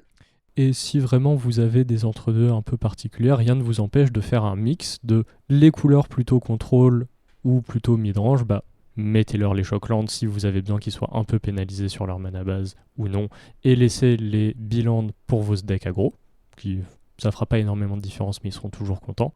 Et si c'est vos decks contrôle qui sont un peu en dessous de vos decks aggro qui sont trop véloces, peut-être réfléchir à leur laisser une meilleure mana base, ou en tout cas une mana base moins piquante. Il y a un type particulier de deck aggro dont on n'a pas trop parlé dans le contexte du cube, c'est effectivement les decks typo, les decks tribaux. Alors, c'est assez difficile, je trouve, à faire ça en cube pour une raison très simple, c'est que ce sont des cartes intrinsèquement super parasitiques. Une carte qui dit vos elfes ont +1/+1, si vous n'avez pas d'elfes, vous n'avez rien à foutre. Et si vous servez de vos elfes pour vous permettre de jouer, je sais pas moi, des planeswalkers, même là en fait vous n'en avez rien à foutre. Que votre elfe de mémoire il est +1/+1, c'est pas important. Et donc c'est des cartes qui vont être intéressantes que pour les gens ou la personne à la table qui va jouer mono vert elfe. Et à l'inverse, si vous essayez de vous positionner sur ces archétypes, il y a des chances que votre tribalité, il y ait des bonnes cartes génériques qui vous soient prises. C'est pas parce que vous draftez votre Lord Elf P1 que vous allez forcément récupérer votre Llanowar Elf qui va vous permettre d'exploser plus tard, parce que Llanowar Elf n'est pas juste une carte tribale. Et je suis sûr qu'il y a un tas d'exemples très bons pareil pour Gobelin. Enfin, un Mog fanatique en fonction de votre cube, c'est potentiellement juste une bonne carte de Rakdos Sacrifice sans rentrer dans Gobelin. Et ainsi de suite. Quand vous prenez ça en compte, moi déjà, je vous incite, si vous voulez vraiment pousser des archétypes avec des synergies tribales, déjà avoir ces archétypes non pas comme des decks 100% tribaux, mais des decks avec des synergies tribales, c'est-à-dire vous dire, dans mon deck elfe, il n'y aura pas que des elfes, c'est juste que peut-être que la moitié des créatures de mon deck c'est des elfes, et du coup, quand j'ai mon Lord qui donne +1/+1 à mes elfes, l'intérêt c'est juste qu'il y a peut-être 2 de mes créatures qui vont avoir un bonus, et ça va dans ma stratégie de je cherche à être l'agresseur, mais c'est pas grave si j'en ai pas 5 en jeu. Ou alors, privilégier des synergies qui disent si vous contrôlez un elfe, blablabla, plutôt que tous vos elfes gagnent, blablabla. Ça, c'est exactement le genre de cartes qui vont vous aider à soutenir des synergies tribales, mais qui sont draftables dans plus de decks différents. L'autre manière de faire que j'aime bien, c'est de se servir de cartes comme par exemple Mimique Métallique ou Automate Adaptatif, qui en fait sont des créatures artefacts incolores qui vont venir choisir le type de créature qui vous intéresse Et donc ce que ça veut dire, c'est que ça va potentiellement se greffer dans davantage de decks différents. Et donc si vous avez plusieurs types de créatures pertinents dans votre cube, ce sera pas toujours le joueur elfe qui va prendre la carte. Et donc ça évite d'avoir trop de cartes parasitiques qui restent tard dans les boosters. Voilà. C'est un cas un peu particulier. Je trouve que c'est vraiment un challenge en soi de permettre à des synergies tribales d'être draftées en cube. Si jamais vous voulez vous aventurer là-dedans, n'oubliez pas que vous avez des cartes qui certes ont le bon type, mais qui vont intéresser plein d'autres joueurs. Donc vous pouvez pas forcément compter sur le fait que votre joueur tribal il aura toutes ces cartes-là. Et à l'inverse, les cartes qui, elles, n'intéressent que le joueur tribal, bah, si vous en mettez trop, le problème c'est que vous allez avoir un draft pas fun, vous avez plein de cartes qui vont wheel et qui intéressent personne. Si vous en avez trop peu, bah, le souci c'est que peut-être votre synergie elle va pas être très efficace. À minima, moi je vous déconseille d'être trop timoré. C'est-à-dire je pense que c'est mieux de d'abord faire en sorte que le deck il soit vraiment draftable, de mettre un petit peu trop de cartes, et ensuite de diminuer progressivement pour avoir le bon montant de cartes que vous souhaitez. Parce qu'il n'y a rien de pire que de tomber dans des pièges en tant que joueur. Vous dites « Ah mais cette carte, elle soutient les elfes, j'ai l'impression qu'elle est vachement bien. » En fait derrière vous n'avez pas d'elfes dans le cube, c'est assez horrible. Et si jamais vous lui répondez à votre pauvre joueur « Bah oui, moi c'est pas vraiment draftable, un deck tribal elf, mais c'est juste j'aime bien cette carte et il y a 2 elfes dans le cube donc ça marche avec eux. » Bah c'est vraiment chiant quoi. Dans l'idée, essayez de faire en sorte que si jamais vous avez des cartes qui synergisent avec d'autres types de cartes, soit ce soit évident que c'est pas des cartes tribales, soit c'est des cartes tribales, essayez d'avoir le bon support pour que ces cartes là fonctionnent. Et si je peux faire un parallèle avec 2 autres archétypes aggro qui peuvent souffrir d'un problème similaire, c'est prouesse et héroïque. Prouesse, héroïque et les tribaux, c'est des decks qui ont besoin d'une densité de cartes assez précise et donc qui sont difficiles à drafter. Par exemple, pour prouesse, vous voulez une densité de créatures pour garder votre courbe de mana, mais une densité de petits sorts non créatures à vos échelons de la curve. Si vous mettez à vos joueurs les Monastery Swiftspear, donc les bonnes cartes de curve, mais qu'à côté de ça, ils n'ont pas les petits cantrips, les petites cartes qui se recyclent, bah, ils vont se sentir un petit peu piégés. De la même manière, pour l'archétype héroïque, donc des créatures qui vont avoir des bonus quand elles sont ciblées, si vos joueurs voient des bonnes bêtes héroïques, mais qu'à côté de ça, bah, les seuls sorts dans leur couleur d'aggro qu'ils voient, c'est des blasts, bah, ça fonctionne pas. Donc il faut vraiment penser ces armes, en tout cas pour ces 2 autres archétypes, et leur mettre une bonne quantité pour assurer qu'ils les aient. Évidemment, on peut pas tout couvrir et vous vous doutez bien que c'est plus compliqué que ça, mais nos meilleurs conseils qu'on peut vous donner, notre meilleur conseil qu'on peut vous donner, c'est expérimenter, mais surtout ne soyez pas avare. En fait, dans votre cube, vous allez vous rendre compte que c'est pas forcément des cartes, les cartes nécessaires aggro, la glue, vraiment le bread and butter, le pain et le beurre de aggro, c'est pas forcément les cartes les plus excitantes. Oui. Mais si vous n'en avez pas assez, le deck ne va juste pas fonctionner. C'est exactement ce que disait Tim tout à l'heure. C'est vous vous en fichez quand vous jouez aggro de la qualité individuelle de vos cartes, mais la régularité de vos cartes, elle est super importante. Donc, n'hésitez pas à en mettre un petit peu trop et au fil du temps, vous vous rendrez compte de est-ce que je peux en enlever ou est-ce qu'au contraire, il en manque. Mais quand vous jouez aggro, au final, ce qui est assez délicat, c'est que vous avez certes le choix parmi plein de cartes, mais il y a des cartes qui peuvent paraître alléchantes pour vous et qui en fait ne sont pas bonnes dans votre deck. À partir de ça, c'est important de ne pas vous illusionner, vous en tant que créateur du cube, de dire mais non, il y a suffisamment de cartes alors qu'en fait non. Ouais, c'est ça. Et je pense que penser à aggro dans le cube, c'est un peu l'idée de manger ses légumes. Dans le sens où ça va pas être excitant la plupart du temps. Enfin, je veux dire, à part si vous êtes des nerds comme Lucas et moi qui adorons Jackal Pup, ça va pas spécialement vous intéresser de mettre cette carte dans votre cube. Pourtant, faut peut-être le faire pour le bon équilibre, le bon fonctionnement au bout d'un moment, de mettre ces petites cartes qui, on a l'impression que c'est les rejetés de draft que personne ne veut jouer, que vous réfléchiriez pas à mettre dans votre cube, mais potentiellement c'est ça qui va faire qu'au global les parties seront plus intéressantes. Et ensuite, on revient à ce que disait Lucas, soyez d'abord pas avare et ensuite faites en décroissant. Mon dernier petit conseil, ça va concerner les removals.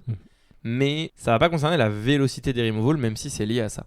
Je m'explique. Si vous voulez tenir en échec aggro un minimum, que vos joueurs se sentent pas complètement submergés par un deck aggro qui va extrêmement vite, vous allez vouloir mettre des removals suffisamment rapides. Je vous recommande de mettre une quantité non négligeable dans votre cube de removals qui sont liés à l'endurance de la créature ou à son coût de mana.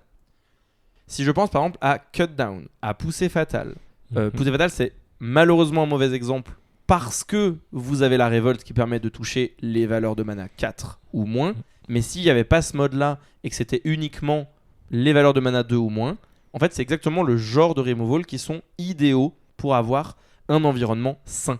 Avoir des removals extrêmement efficaces contre les petites créatures mais qui n'ont pas la même efficacité contre les plus grosses créatures, c'est ce qui va permettre à la fois à vos joueurs contre aggro de pouvoir jouer la partie, d'avoir le sentiment de ne pas se faire rouler dessus, mais en même temps à vos joueurs aggro de ne pas avoir l'impression que, alors qu'ils arrivent à leur haute curve, leur carte à 4 mana, ben qu'en fait ils vont se faire Swords to Plowshares pour 1 mana et qu'en fait ils disent bah en fait je peux rien faire. Quand je joue des petites créatures, elles sont pas assez fortes, et quand j'en joue des plus grosses, elles se font one shot. Ben non, dire que vos joueurs, s'ils veulent détruire les drop 3, les drop 4, peut-être même les hautes curves, les drop 5 de votre joueur aggro, mais il doit dépenser des removals plus chers, à peut-être 2, voire peut-être même 3, voire peut-être même 4 mana, et ben ça peut justement permettre à aggro d'accepter le fait de se faire handicaper plus facilement au début de partie parce qu'ils savent que leur adversaire aura moins de facilité dès lors qu'ils vont jouer des cartes un petit peu plus grosses. Ça encourage le concept de curve et ça met une moins grande pression sur les toutes petites créatures de votre joueur d'aggro. Il aura moins le besoin irrépressible de jouer 12 tours 1, 10 tours 2 et rien d'autre parce que justement il sait que son tour 3 il va pas disparaître aussi vite qu'il est venu. C'est l'idée, moi, ce que je m'étais noté, c'est que c'est entre guillemets ok d'avoir des armes plutôt fortes contre aggro dans votre cube si vos joueurs peuvent jouer autour ou en tout cas se prémunir de ces armes fortes. Et c'est là où j'aime énormément ton cube artefact, et pour 2 fois où je l'ai drafté, à chaque fois j'étais sur aggro, c'est que globalement il y a des armes qui sont extrêmement fortes contre aggro. Est-ce que tu veux en citer 2-3 ? Bah évidemment vous allez avoir toutes les créatures qui ont du lien de vie, qui vont justement être résilientes, qui vont mettre énormément de bloqueurs, donc machine give rétrain, tout ce genre de trucs, mais aussi vous avez des armes de contrôle qui sont ultra violentes.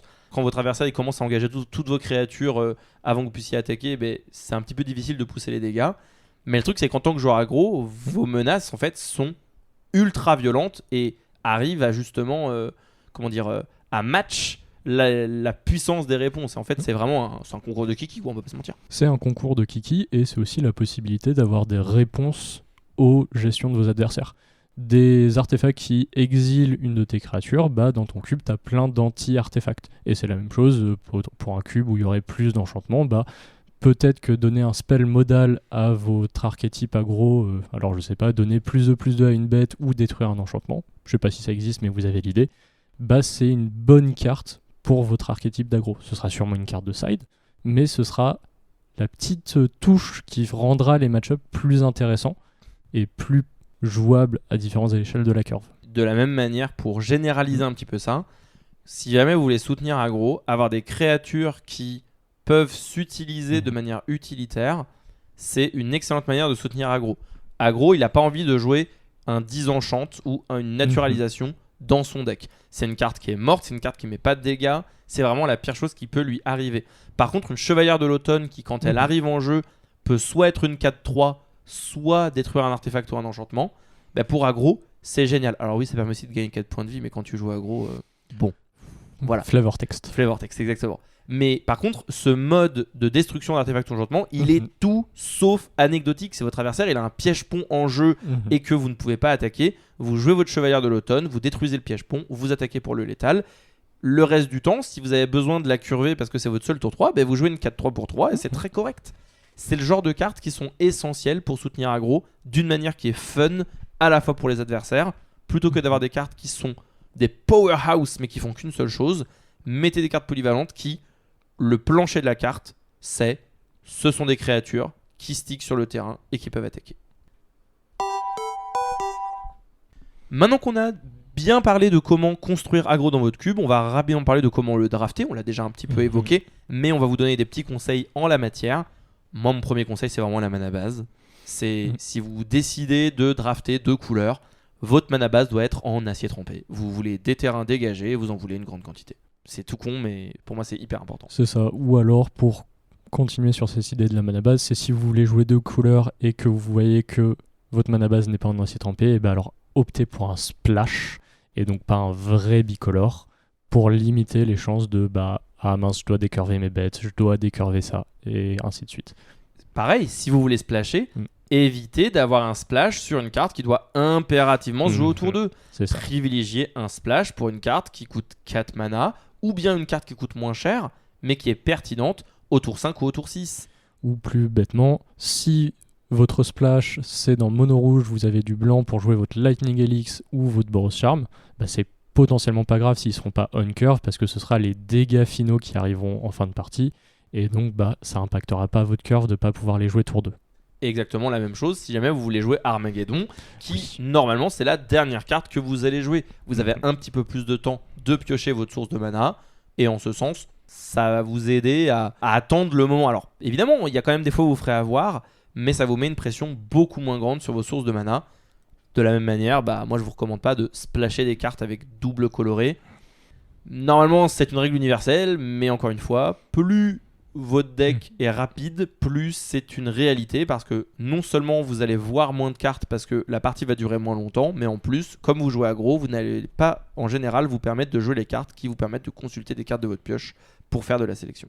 Vous allez avoir très peu de cartes qui vont vous faire des effets regard ou surveil dans les couleurs rouge, blanc, ce genre de choses. Vous allez avoir assez peu de piocheurs. Quand vous jouez un deck agressif, vous voulez quasiment aucun piocheur, à part si c'est une carte qui vous fait du card advantage par effet annexe. Je veux dire, quand vous dans mono rouge, vous jouez Chandra, Torche de défiance, c'est pour mettre des points, c'est pas pour faire du card advantage généralement. En tout cas, c'est la deuxième partie, le card advantage. C'est l'avantage d'une carte qui fait tout, c'est qu'elle peut permettre de transition pour absolument tout ce qu'on veut. Merci pour la transition grâce à cette Chandra Torche of Défiance, puisque j'allais parler des interactions. Moi, mon conseil suivant, c'est que si jamais vous jouez aggro, je vous recommande de ne pas jouer trop d'interactions dans votre deck. Alors, il y a interaction et il y a interaction. En fait, c'est ok d'avoir une Chandra Torche of Défiance dans votre deck ou d'avoir une Lightning Bolt. Pourquoi ? Parce que ce sont des cartes qui servent à autre chose. Vous pouvez vous en servir pour détruire une créature. Vous pouvez aussi vous en servir pour bolos votre pauvre adversaire qui était juste venu activer sa pauvre cause de gestation et qui est encore en train d'essayer de se souvenir de ce qu'il y a dans son deck en perdant 2 points de vie à chaque fois qu'elle l'active parce qu'il a toujours pas sa source de verre. Mais dans ces circonstances-là, si vous avez des cartes par contre comme des Doomblade, le problème c'est que ça, quand vous l'avez en main, elle sert à rien d'autre. Votre adversaire, s'il a pas de bloqueur que vous voulez enlever, vous avez une carte en moins. Et vous ai-je déjà dit à quel point quand vous jouez aggro, vous avez rarement beaucoup de cartes en main. Vous avez peu de cartes et vous avez peu de moyens d'en avoir plus. Et c'est le double effet de chaque carte doit compter le plus possible, d'où forcer la polyvalence de vos cartes, qu'elles soient à la fois bonnes quand vous êtes en recul en fait, que vous devez reprendre le board, ou que vous devez juste agresser comme un gros bourrin. Si j'ai un autre conseil à vous donner, c'est ce dont on parle depuis le début, c'est la courbe de mana. Quand vous draftez aggro, vous pouvez pas vous dire grosse carte à 6 mana, Inferno Titan. Non, faut faire des choix raisonnables. Gardez en tête qu'il vous faut un certain nombre de drop 1, de drop 2 et un petit peu moins ensuite, drop 3, 4, etc. Et après, c'est à viser en fonction des powerhouse, donc des grosses bêtes que vous avez dans le cube. Si vous avez un Glory Bringer, ça peut se justifier d'essayer de monter jusqu'à 5 mana. On est d'accord, Conscrits Zélé, c'est toujours une bonne raison de monter à 5 mana. Oui. Parfait.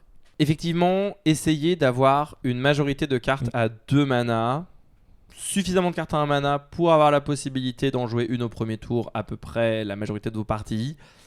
Et on y reviendra quand on parlera de comment le jouer, mais parfois il faut accepter le mulligan pour avoir une bonne main de départ. Mais ça, voilà, on redétaillera le mulligan après.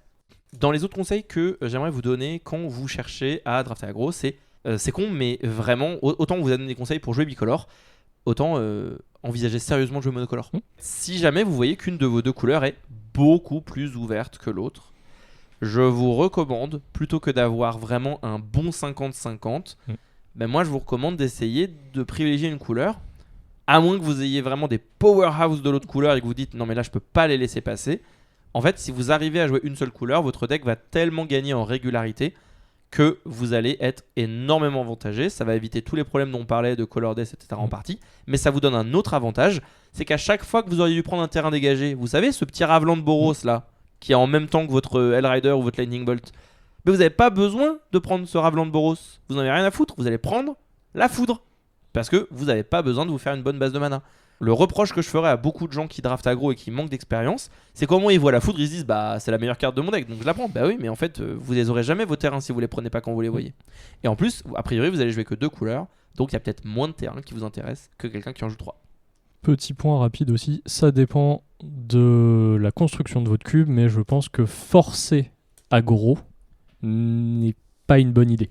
Sauf si vraiment vous arrivez, que vous posez vos boules sur la table et que vous le dites a priori, forcer aggro, il y a de fortes chances que de bonnes cartes aient été prises, que votre densité ne soit pas suffisante et donc que vous vous retrouviez avec un deck médiocre. Par contre, si très rapidement vous êtes ouvert, vous prenez un blast dans les premiers pics qui peut vous dire ça peut m'orienter vers du contrôle, tout comme me rester ouvert sur d'autres archétypes, parce qu'un blast c'est jamais forcément mauvais, un blast qui cible joueurs et créatures, et ben ensuite vous verrez si c'est ouvert ou pas, si vous êtes plus ou moins seul sur l'archétype, ou si en tout cas vous pouvez être sur aggro.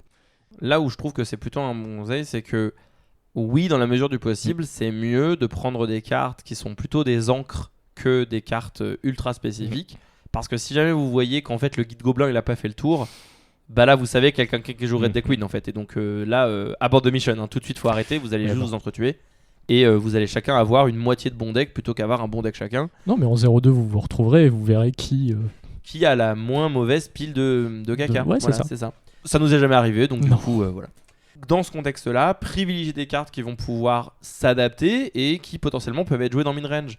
Alors, c'est pas la meilleure carte d'aggro, et je vais évidemment parler d'une carte complètement dégénérée, mais c'est plus pour donner un bon exemple d'encre. C'est beaucoup plus rassurant de partir sur un Pyroglyph que sur un guide gobelin. Évidemment, Pyroglyph est une carte complètement cassée, mais même dans des formats, on va dire, un peu moins power où il n'y a pas Pyroglyph, un Cavrul en feu, pour moi, c'est un bon exemple de carte qui, c'est un très bon haut de curve pour aggro, c'est une 4-2, donc ça met beaucoup de dégâts, et ça enlève un bloqueur quand ça arrive parce que ça fait calmer sur une bête. Mais vous pouvez aussi la jouer complètement dans un deck très mid-range, ou pas du tout aggro, vous n'allez pas avoir de tour 1, mais où justement vous allez chercher à jouer des 2 pour 1. Et ces premiers pics, ils peuvent vous permettre de vous réajuster tout en permettant déjà de construire votre deck aggro. En général, là j'ai pris l'exemple de cartes à 4 mana, il y a des cartes à 2 ou 3 mana qui sont un peu plus ajustables. Je pense que des blasts comme Foudre, c'est pour moi vraiment, comme tu disais, le meilleur exemple parce que ça se joue dans n'importe quel deck rouge. Dernier potentiellement conseil, c'est en fonction de votre cube de ne pas totalement délaisser les synergies. Ce que je veux dire, c'est que dans un format construit, la force d'un deck aggro, c'est sa consistance. C'est le fait qu'il y a énormément de chances pour qu'il fasse sa curve tour 1, 1 drop 1, tour 2, 1 drop 2, tour 3, 1 drop 3. En cube, c'est un petit peu moins vrai parce que en fonction des cartes qui sont distribuées, de ce qui est pris, de ce qui vous revient, vous savez pas si votre curve sera parfaitement équilibrée, si vous n'allez pas devoir trop mulligan pour arriver à ça. Et donc avoir des petites synergies entre vos créatures, entre vos bêtes, entre vos sorts, etc. Ça peut faire la petite différence du point supplémentaire qui ne viendra pas de votre consistance. Alors après, est-ce que vous avez des exemples à me donner, monsieur Lucas, de synergie d'aggro? Pour moi, le meilleur exemple de synergie d'aggro, ça va être toutes les synergies Spellslinger. Si jamais vous avez dans votre deck un gobelin des rues, bah peut-être que vous allez privilégier d'avoir un peu plus de sorts que de créatures. A l'inverse, si jamais vous jouez Hellrider en haute curve, bah vous voulez vraiment avoir mis plein de créatures sur le board, et donc peut-être qu'une créature pas hyper impressionnante, ou une carte pas hyper impressionnante, comme par exemple sonner l'alarme, qui va juste mettre 2 petites 1-1, en fait va se révéler bien meilleure dès lors que vous allez pouvoir derrière attaquer et mettre un pion avec chacune d'entre elles au moment où vous jouez votre Hellrider. Ou, encore une fois, si jamais vous jouez des créatures qui font un effet d'antienne, qui donnent plus 1/+1 à toute votre créature, c'est pareil, vous voulez privilégier le fait de go wide. À moins que vous ne soyez dans un cube où toutes les cartes sont des powerhouses toutes seules et en ont rien à foutre de ce qui se passe autour d'elles, même dans un deck aggro, vous allez vous rendre compte que vous allez régulièrement assembler des bouts de synergie. Et si jamais vous avez un truc cohérent, votre deck sera beaucoup plus explosif et beaucoup plus fort. Et vous n'avez pas besoin, par exemple, de faire un vrai deck token pour juste vous dire bah, mon maréchal Benalian, ma 3-3 pour 3 qui donne plus 1/+1 à mes créatures, bah, c'est quand même mieux si au lieu de faire une créature au tour 1, une créature au tour 2, si je fais une créature au tour 1, 2 créatures au tour 2, bah, si ça se trouve, c'est mieux. Et du coup, tenir compte de ça, ça vous donne juste un meilleur deck au global. Et il semblerait qu'il y ait la Pride en ce moment, juste à côté. Donc on s'excuse si jamais vous l'entendez, mais après tout, Bah, je suis content de vous la partager. Donc, On s'excuse de partager des paroles d'homosexuels, c'est ce que tu es en train de dire. Non, Si, c'est ce que pour le pardon. bruit, mais je suis ravi de partager les paroles de Tu arrêtes. D'accord. T'as à peu près fini ce que tu disais. Ouais, c'est ça, on a terminé sur l'idée des synergies qui ne sont à ne pas délaisser. C'est pas parce que vous voulez chercher une curve et une consistance que faut totalement laisser de côté des petites synergies intrinsèques entre 2-3 cartes ou faire des choix qui seront un peu plus synergiques, même aux dépens de votre curve. Maintenant qu'on vous a dit comment drafter, on va rapidement vous dire comment jouer, puis on va essayer d'accélérer un petit peu parce que l'épisode est déjà un petit peu long, mais on a sûrement plein de conseils à vous donner. Le plan de jeu, vomir sa main, frapper votre adversaire. Comment jouer aggro? On va commencer par le commencement. Donc votre deck, vous l'avez drafté. Bon, déjà, des choses un petit peu bêtes. Vous avez besoin en général de jouer un petit peu moins de terrain qu'un deck plus classique. Peut-être que 16, c'est amplement suffisant sur votre deck de 40 cartes. 15 et un temps pour saut de feuille si vous êtes des terroristes. Voilà. Mais globalement, vous avez l'idée, votre deck il est fait, vous rentrez dans votre partie. Donc déjà, moi, mon premier conseil, c'est le mulligan. Ne gardez pas une main trop lente. Même si vous avez vos meilleures cartes. En fait, si vous devez faire tour 1 rien, c'est ça. Tour 2 un play un peu mou, ça va pas le faire. Vous allez pas tenir le late game en fait. Dans tous les cas, qu'est-ce qui définit ce que vous gardez ou non comme main pour aggro? C'est vous comptez, vous faites les mathématiques d'à quel point vous pouvez tuer votre adversaire rapidement.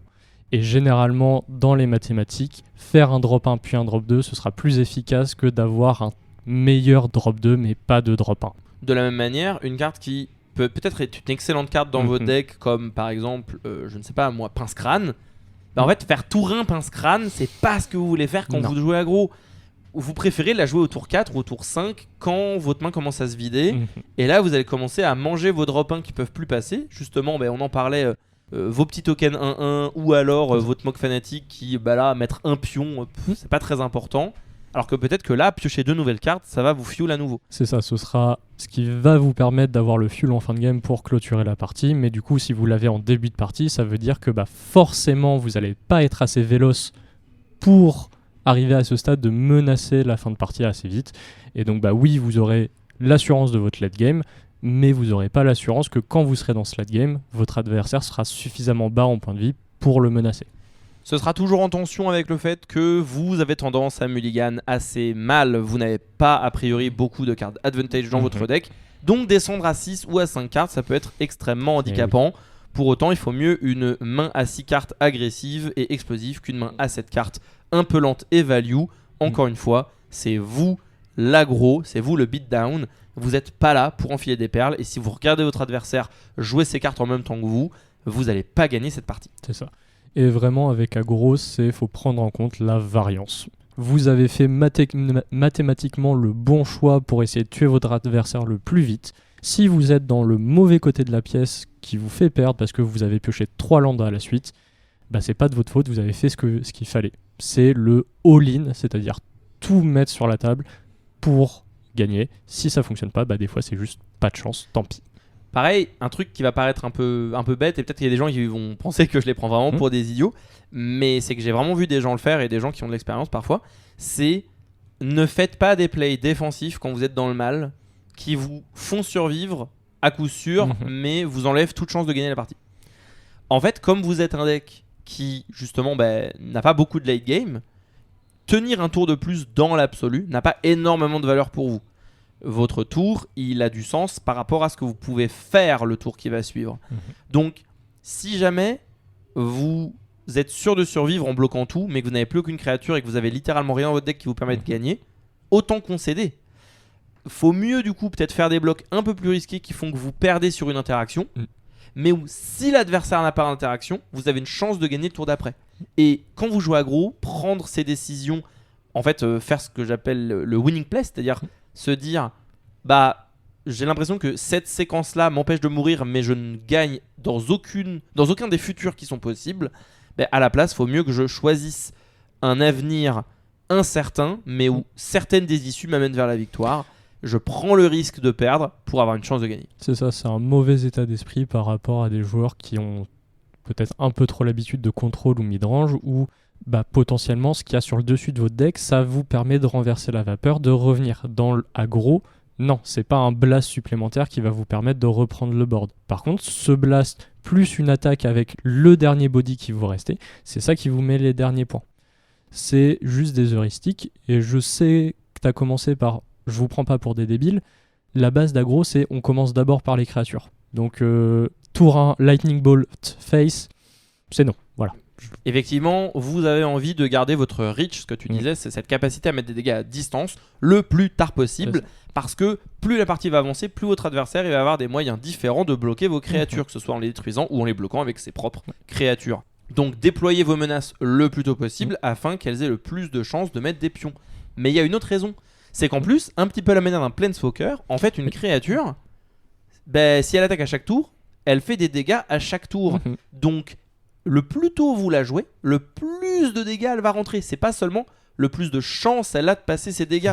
Vos créatures sont réutilisables. Donc une créature jouée au premier tour, elle attaquera une fois de plus que si elle est jouée au deuxième tour. C'est mathématiquement aussi bête que ça. Une 2-1 célérité, pour l'exemple, qui attaque du coup sur le tour 1, met 2 points.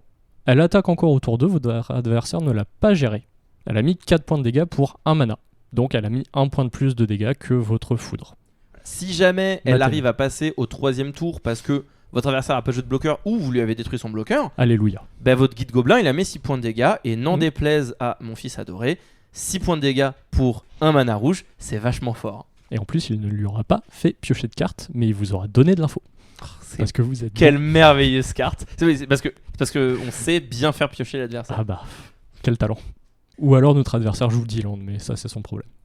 Une autre manière de jouer aggro que je trouve particulièrement importante à garder à l'esprit, c'est que à moins que vous n'ayez des créatures célérité et que vous ayez vraiment besoin de déployer vos plays avant votre phase d'attaque, gardez toujours cette règle à l'esprit qui consiste à attendre de voir ce que l'adversaire fait. Parfois vous aurez cette tension en vous disant est-ce que là je dois jouer avant, est-ce que là je dois jouer après, mais l'idée c'est que vous avez la possibilité de jouer des tricks de combat, des cartes qui vont permettre donc de changer l'issue des blocs.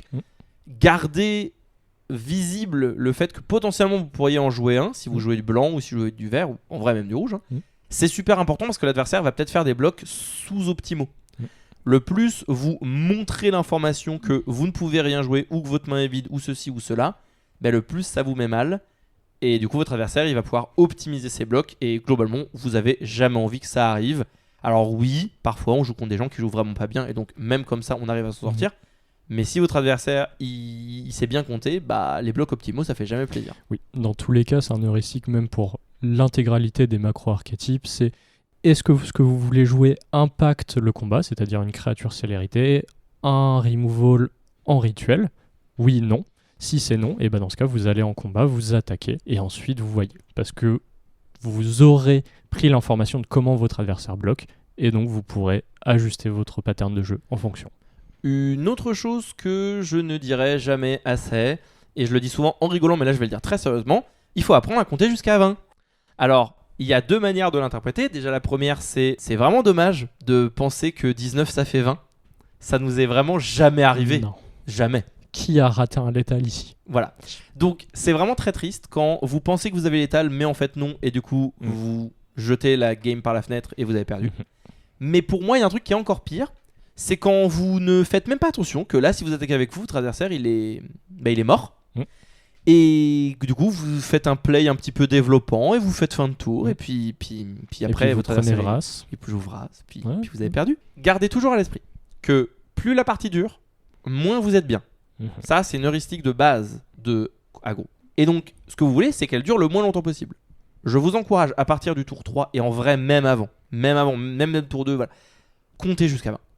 En fait, regardez si vous pouvez enlever tous les points de vue de l'adversaire ce tour-ci et est-ce que vous pouvez le faire au tour d'après. Un petit peu à la manière d'un joueur d'échecs qui se dit si je joue là, il jouera là, donc je jouerai là. C'est un peu la même chose, c'est vous dire ok, en fait si j'attaque pour ça, je lui mets 7, il est à 8, tour d'après je peux lui mettre 9 mais il a un bloqueur, il va bloquer ça, donc du coup finalement je lui mets que 6. Donc en fait j'ai pas létal. Est-ce que je peux jouer différemment? Est-ce que je mets à portée de blast, etc. Prenez le temps de tout le temps compter, vérifier, est-ce que là, si j'additionne tout, c'est égal au total de points de vie de mon adversaire. Et évidemment en prenant en compte les blocs, les machins, soustrayez en fait ce que votre adversaire peut prévenir de ses dégâts. Mais pour moi c'est le meilleur conseil en fait que je puisse vous donner en tant que joueur d'aggro, c'est prenez vraiment soin de toujours vérifier si vous pouvez tuer ce tour-ci. Et si vous pouvez pas, vérifier est-ce que vous pouvez au tour d'après théoriquement. Parce que plus vous attendez, moins vous avez de chances que ça arrive. Et c'est également, des fois ça peut être contre-intuitif parce qu'il y a des parties avec aggro où vous allez avoir plus que létal, votre adversaire ne va juste pas pouvoir suffisamment interagir avec vous. Et ça va vous faire prendre de mauvaises habitudes sur les parties où là, faudra vraiment avoir le compte. Alors oui, des fois, vous allez compter pour rien parce que juste tout à 90 degrés, votre adversaire n'a rien, c'est pas grave. Mais ça n'empêche que juste prendre les bonnes habitudes pour les games où ce sera compliqué, bah c'est vraiment ça qui va vous permettre d'apprécier aggro au global. Et même le jeu, parce que... Moi, mon dernier petit conseil, je sais pas si toi t'en as d'autres, c'est un truc avec lequel moi j'ai beaucoup de mal. Voilà, donc je vais vraiment. Ah, c'était pas compté avant ? Pardon. Coup dur. Moi, mon petit conseil pour la fin, c'est ne cherchez pas toujours à optimiser chacune de vos cartes. C'est un défaut que j'ai parce que j'aime beaucoup jouer midrange et que du coup, arriver à faire de la value avec des cartes qui ne te font pas piocher, bah, c'est super important, sinon tu vas tomber à court de ressources. Mais quand vous jouez aggro, parfois, faut mieux jouer votre créature et bousiller son effet, le balancer dans le vide, plutôt que rien faire. Et c'est terrible, mais il faut accepter de sous-jouer parfois, juste pour, exactement ce qu'on disait, tenir le rythme, curver ses menaces, optimiser son mana. Dans aggro, c'est souvent plus important que de maximiser chacun de vos effets. Encore une fois, ce jeu est complexe, donc parfois, ce que je viens de dire, faudra faire le contraire, mais c'est une bonne heuristique de vous dire le plus important c'est vraiment de curver tout ce qu'on peut, de vraiment optimiser la dépense de son mana à chaque tour et pas forcément toujours de tirer le maximum de chaque carte. Non, je pense que tu l'as très bien formulé en partant du fait que tu aimes beaucoup midrange, c'est que faut garder en tête votre objectif. Alors évidemment, à Magic, votre objectif, c'est de gagner. Oui, mais comment est-ce que vous gagnez ? Est-ce que vous gagnez comme un deck de contrôle à l'épuisement des ressources de votre adversaire ou est-ce que vous gagnez via la vélocité de votre plan de jeu ? Si vous gagnez via la vélocité de votre plan de jeu, oui, il y a des fois où vos créatures ne vont pas déployer tout leur potentiel, mais c'est pas grave. Juste, ce seront des 2-2 pour 3 qui attaqueront directement, qui vous feront pas piocher, qui feront pas leur petit effet secondaire. Vous aurez pas le temps d'activer votre pyromancien du cimetière pour 5 mana, c'est pas grave, vous aurez l'état de votre adversaire. Pour moi, une carte qui est un très bon exemple de cette règle, c'est Messager de Bomat. Messager de Bomat, c'est une créature 1 célérité pour 1, artefact, et à chaque fois qu'elle attaque, vous allez exiler la carte du dessus de votre deck face cachée. Donc elle va créer comme ça, tant qu'elle meurt pas, elle va créer une petite pile de cartes face cachée et vous pouvez payer un mana rouge, sacrifier le messager, défausser votre main et récupérer toutes les cartes face cachée et c'est votre nouvelle main, vous les mettez dans votre main. Évidemment, le play optimal avec ce messager de Bomat, c'est vous allez jouer toute votre main et quand vous avez plus de main, vous défaussez que dalle et vous récupérez 3 ou 4 cartes. C'est le messager de Bomat ultime, littéralement 2 mana, 3 dégâts piochés 4 cartes, ça a l'air solide dans rouge. Le truc, c'est qu'il y a plein de fois où vous n'allez pas pouvoir le faire. Ça va pas se mettre bien. Et donc, il y a 2 cas de figure différents. Vous avez le cas de... Il vous reste des cartes en main. Mais là, le bon play, c'est quand même d'aller chercher les cartes en plus. Et c'est pas grave. Peut-être que la carte qui vous reste en main, vous n'allez pas la jouer. Mais peut-être que derrière le messager de Bomat, il y a 5 cartes. Et du coup, c'est plus important de prendre la quantité de cartes que de jouer la carte que vous aviez prévu de jouer. Ou à l'inverse. Même si cette carte est d'une très bonne qualité. Il faut vraiment pas être biaisé par qu'est-ce qu'il y a dans ma main. S'il y a montagne, foudre, est-ce que j'ai vraiment le temps de jouer cette foudre avec mon dernier mana rouge ou est-ce que je préfère prendre les 4 cartes de mon Bomat pour pouvoir les jouer toutes les 4 le tour prochain ? Voilà. Et c'est vraiment, on sait ce qu'on perd, on sait pas ce qu'on gagne, mais malgré tout, faut pas du coup faire des plays trop conservateurs. Et c'est vrai dans l'autre sens. C'est-à-dire, peut-être que là, votre messager de Bomat, vous avez vraiment envie de le sacrifier et que vous, du coup, vous savez que si vous attaquez, votre adversaire il va le bloquer. Donc vous allez devoir le sacrifier pour piocher si vous attaquez avec. Mais peut-être que là, ce tour-ci, vous voulez vraiment jouer votre chevaucheur infernal, votre petit Hellrider, et que vous avez que 4 mana. Peut-être que le bon play, c'est quand même de jouer votre Hellrider et d'attaquer avec votre Bomat. Vous savez qu'il va mourir, mais que si votre adversaire il fait ça, au prochain tour, il est mort.